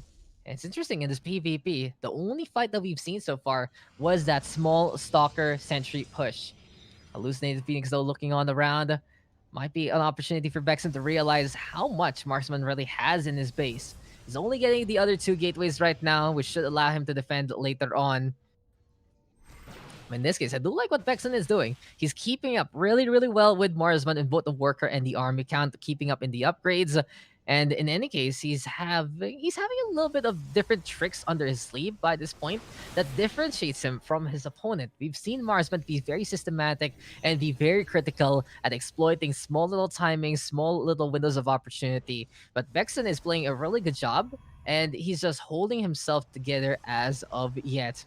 Maybe a bit of that secret strats being saved up, but as soon as we say good things about Bexon, Marsman realizes who he is, and now he's gonna be trying to run away with that lead. The thing Marsman has the edge rather that Marsman really has right now is just all about getting the bases a lot quicker, and Bexon is the one playing catch up instead. But now these workers, they're just so very even. This game, it really feels like we're just watching 2 of the same kind of player at the same time. Bexon and Marsman, these guys have made names for themselves with their own playstyles. I was very amused and I loved the Sentry hallucination play that we've seen from Bexon. Marsman, as we said, just so surgical at his strikes. In any case, those Zealots are going to be into play. And I think this might be one of those 200 games the kids used to tell me about back in the day. Rare chance, though, from Marsman. He actually supply blocks himself. You don't see that too often from a player like him. But Bexon, in the meantime, making sure that his supply is cleared and shield batteries are a go instead. The only thing that worries right now for Bexon is he doesn't have shield batteries in front of his natural. If this is going to be a staging ground here for Marsman, and as soon as I say that, he realizes that, okay, I think I forgot shield batteries here also. Might as well prop them up instead. One thing, though, I realized as Marsman is going to push on in, we haven't really seen too much harassment from either side with the Phoenixes and the like. Here we go, though, with Marsman on the prowl, on the hunt, looking to go for the fights. And he had passed the Garden Shield in behind. Zealots, though, trying to play the down ramp game. And immediately those blades are going at it and more. Bexon, though, caught napping it. in this fight. And this is the best micro here for Vexen so far, but now it's time for him to muster up the forces and go for the blink on in. Marsman gonna get caught in the middle. There we go with the blink over to the right-hand side to form up another kind of a set. But this is just Marsman having the better position for now. Vexen, though, answering back. Immortal can be in behind to try and keep on alive. And Marsman forcing Vexen to play away from his own shield batteries, removing that home court advantage. And it is going to be the Red Protoss coming up ahead against that fight. But here we go again. We are not done yet. And Disruptors come out in duplicate. Respect given. Marsman says, okay, I'm out here. I ain't dealing with that. Novas are coming. Here we go with the shot. But it's not going to be enough. Second Nova. There we go with the Orb. But no, sir, it ain't gonna be gravy, that's for sure. Now the Zealots are gonna be dueling yet again. The Stalker does go down, though. The Archons are floating on in. And these Disruptors, you know what's better than 2 Disruptors, ladies and gentlemen? 4 of them. They're coming very, very soon. A line of Zealots caught napping yet again. Really feels like that's a small windows that Marsman is trying to exploit right now. But the orbs are coming! And it's all about the blink on the way to try and mitigate that damage. Narcon, though, will fall so far. Here we go right now with probes getting felled. And down below, Zealot's gonna get warped on in. Nova don't get avoided! And it's just all about the blinks right now here from the Stalkers. But eventually, that will be a shot connecting onto 2 of them. 40 probes will have gone down. Battery overcharge gonna be into play. And Vexen just moving around the Disruptor. But now Marsman able to keep chipping away at the gap. And he will take map number 1 out of 5. What a game, though. Already at the start, absolutely hype from these players. Vexen keeping at it against Marsman. He is just not giving up a step whatsoever. But unfortunately, instead of the steps, it was the sleep. It really felt like that first fight, sure, okay, maybe Vexen is trying to bait Marsman into the middle. But the thing is, the Stalkers are just so easy to get away. They decide to blink on away, move over to the east side, and there you go. Marsman in a good spot, forcing Vexen to play away from the shield batteries. Disruptors were very, very imposing, though. It was like, okay, Disruptors, I'm out of here. I ain't touching that. But then again, Marsman with a turnabout, and from that point on, he was able to get that win. Quick little race check, though, for some of our players. Okay. Is Marsman actually going to play Terran now? What's going on here? Yo. Race check. Okay, we're good. I was so scared. It's like, are we actually going to see Marsman play Terran of all things out of nowhere? But no, you stay on the Protoss. We go for the PvP. And here we go, guys, for another match. This has been, honestly, one of the funnest StarCraft 2 tournaments we've had. Action-packed action all the way, full octane and more. And if you guys are just tuning on in, like I said, you missed out a lot of fun. But don't forget, we are live on Facebook, we're live on Twitch, we're live on YouTube. So hello to all of you. Want to support the stream right now? Support Project Chaos Esports. All our socials show on up, and give us a follow, give us a like, give us whatever, so you can stay updated in the PCE scene. But here we are, ladies and gentlemen. We are going to be back at it again, and this is going to be game 2 out of 5. So PvP, 2 gate 1 core, going to be the standard. But the real statement that we've seen so far is the 1-0 lead that our Red Protoss has. But let's introduce our challenger. He's made a great debut so far, being at the likes of Fate, Kilamanyas, and really upsetting the balance of the Project Chaos esports scene. He's made a deep run into the grand finals. He's looking for revenge, but of course, it's a hard task in front of him. His name on that green Protoss is Vexen. The meantime, here on the bottom left, you can call him the champ.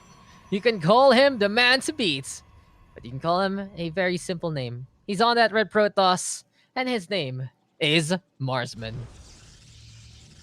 Wasn't there a mission lately where something got on Mars? So maybe you can live in Mars soon. And maybe Marsman can be one of the first people to live in Mars, to be the real Marsman experience. You gotta give it to him. I'm petitioning it right now. Elon Musk, please call this guy and tell him, Marsman, we want you to go to Mars because your name is Marsman.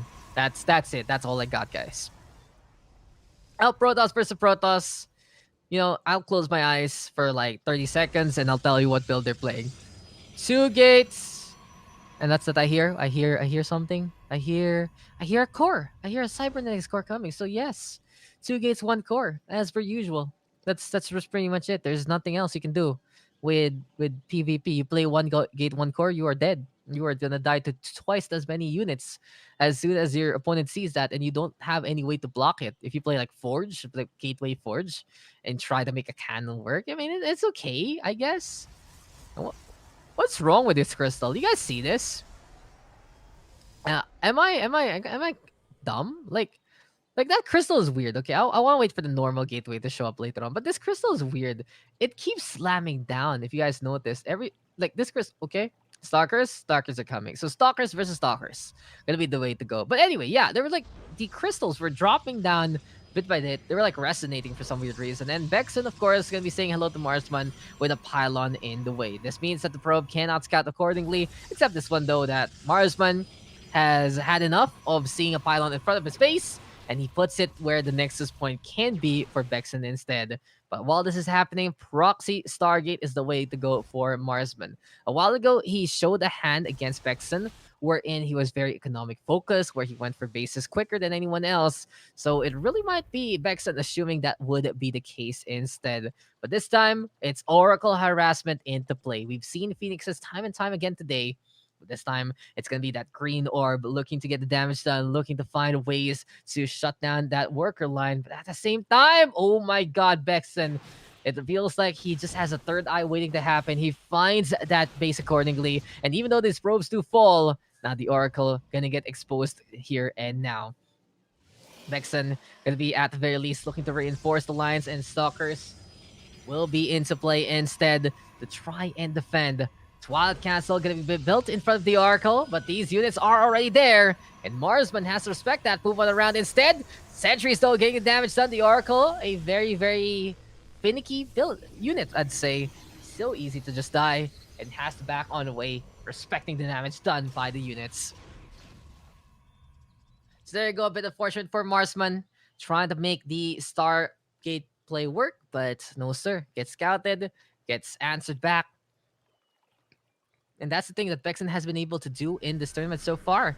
Really keep up with Marsman, more so than anyone else I've really seen here in Project Chaos Esports. Maybe the likes of Jaros, I'd consider. Sometimes we'd see Fate and Kilomanias be able to do so also. But as we see Marsman lose that Oracle, Bexon has really done an impressive job. I'd say the best job we've seen so far in trying to face off against Marsman here. But Shade's now going to be into play here from Marsman. Wants to at least bother his opponent. Try to bait out that kind of movement. Over to the natural instead with Psionics transfer. Probes going to be on the east side here. And there we go with the Shades trying to make it through, but the shield battery from Bexon to deny that kind of movement. And as the Psion transfer doesn't get cancelled, Marsman, he realizes that he's been played like a fiddle. 6 probes have fallen, but the 2 of the depths have died also. Gotta give it to one of these players. Getting value out of the things they've been doing so far.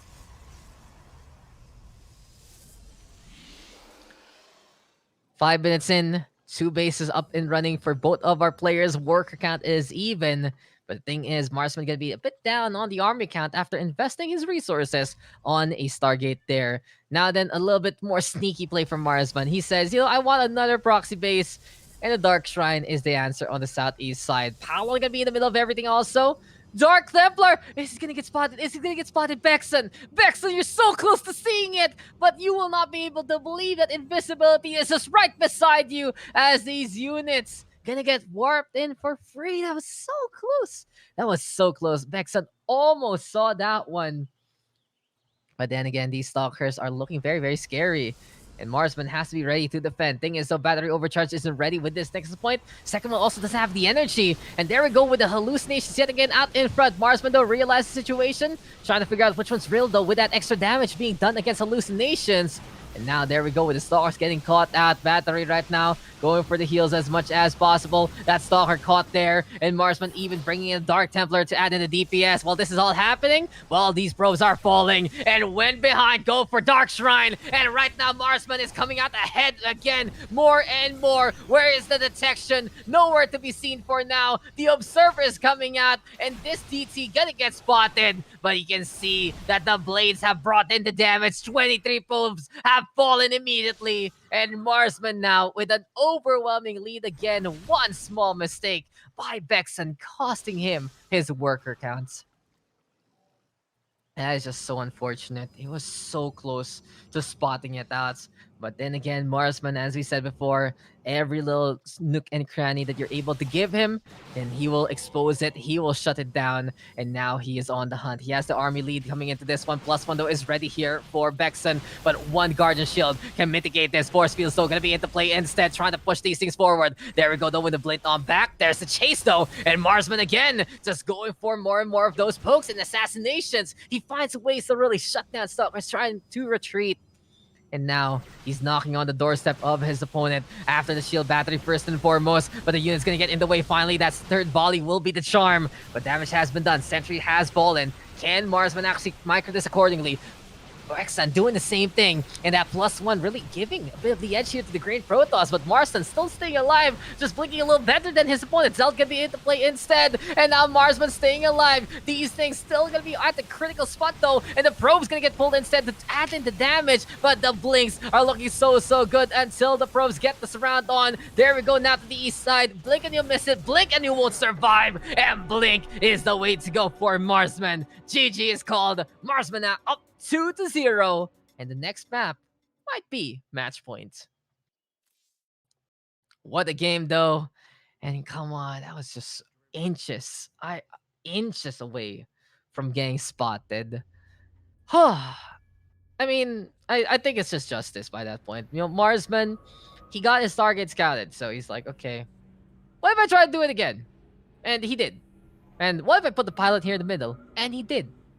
And this time, Bexon just didn't see it. And Dark Templar went, woo, woo, woo. I got invisibility. I got the kills. There you go. And I like the fact that he also timed that so perfectly. Because not only did he warp in DTs to go for the assault, right? He also used DTs for the defense. He had one of them to add in the damage. And he made sure that his Dark Templar was in position to slice and dice some probes first before sending in that Dark Templar instead. Really good thrust though. And I don't even remember he used that battery overcharge in that fight. Just making sure the force fields were big. Found ways to trap a few of the stalkers here and there. And from that point on, Marsman really bring it against his opponent. Now, you know, in terms of rank, Marsman is also with the advantage. GM versus Master here. Bexon, though, his life is on the line. Can he make that reverse sweep happen? Things aren't looking to be the best. But at the same time, Bexon has just always been there alongside Marsman. It really feels like you're walking along with a friend the whole time. And sometimes, you know, you expect, okay, I can't keep up with his steps. I'm going to be lagging behind. But no, Bexon has done a really good job doing that. But then after a while, Marsman decides to put a telephone post in front of him. And that's when Bexon hits a wall and Marsman is able to get on the way. But, you know, enough about the analogies. It's time for us to see if this is going to be a clean sweep for Mr. Marsman again, or will we see the beginning of a reverse sweep? Here we are on Lightshade, and I'm just happy to see this map. Love this map, love how it's played, love how it looks, and I love how we're going to be getting this PvP going down to the wire in a map like this. Introducing first, here on the top left, the challenger looking to survive. If it is going to be really the time of the Cinderella story to happen, the best place to start is the first step to a reverse sweep.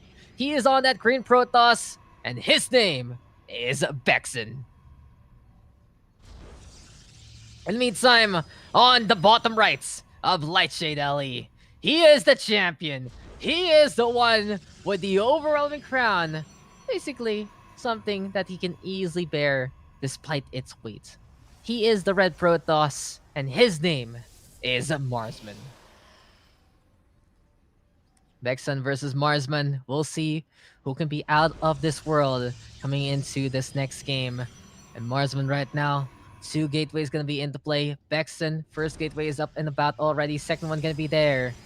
And interesting enough, no early cheese here from Marsman so far. He's up 2-0, and this is usually a time that he can do something a bit funky into the game. A lot of respect being given by Marsman. He realizes the situation that he's able to win out against Bexon by just finding ways to at least put a stop to every kind of keep-up game that the Green Protoss has been able to do.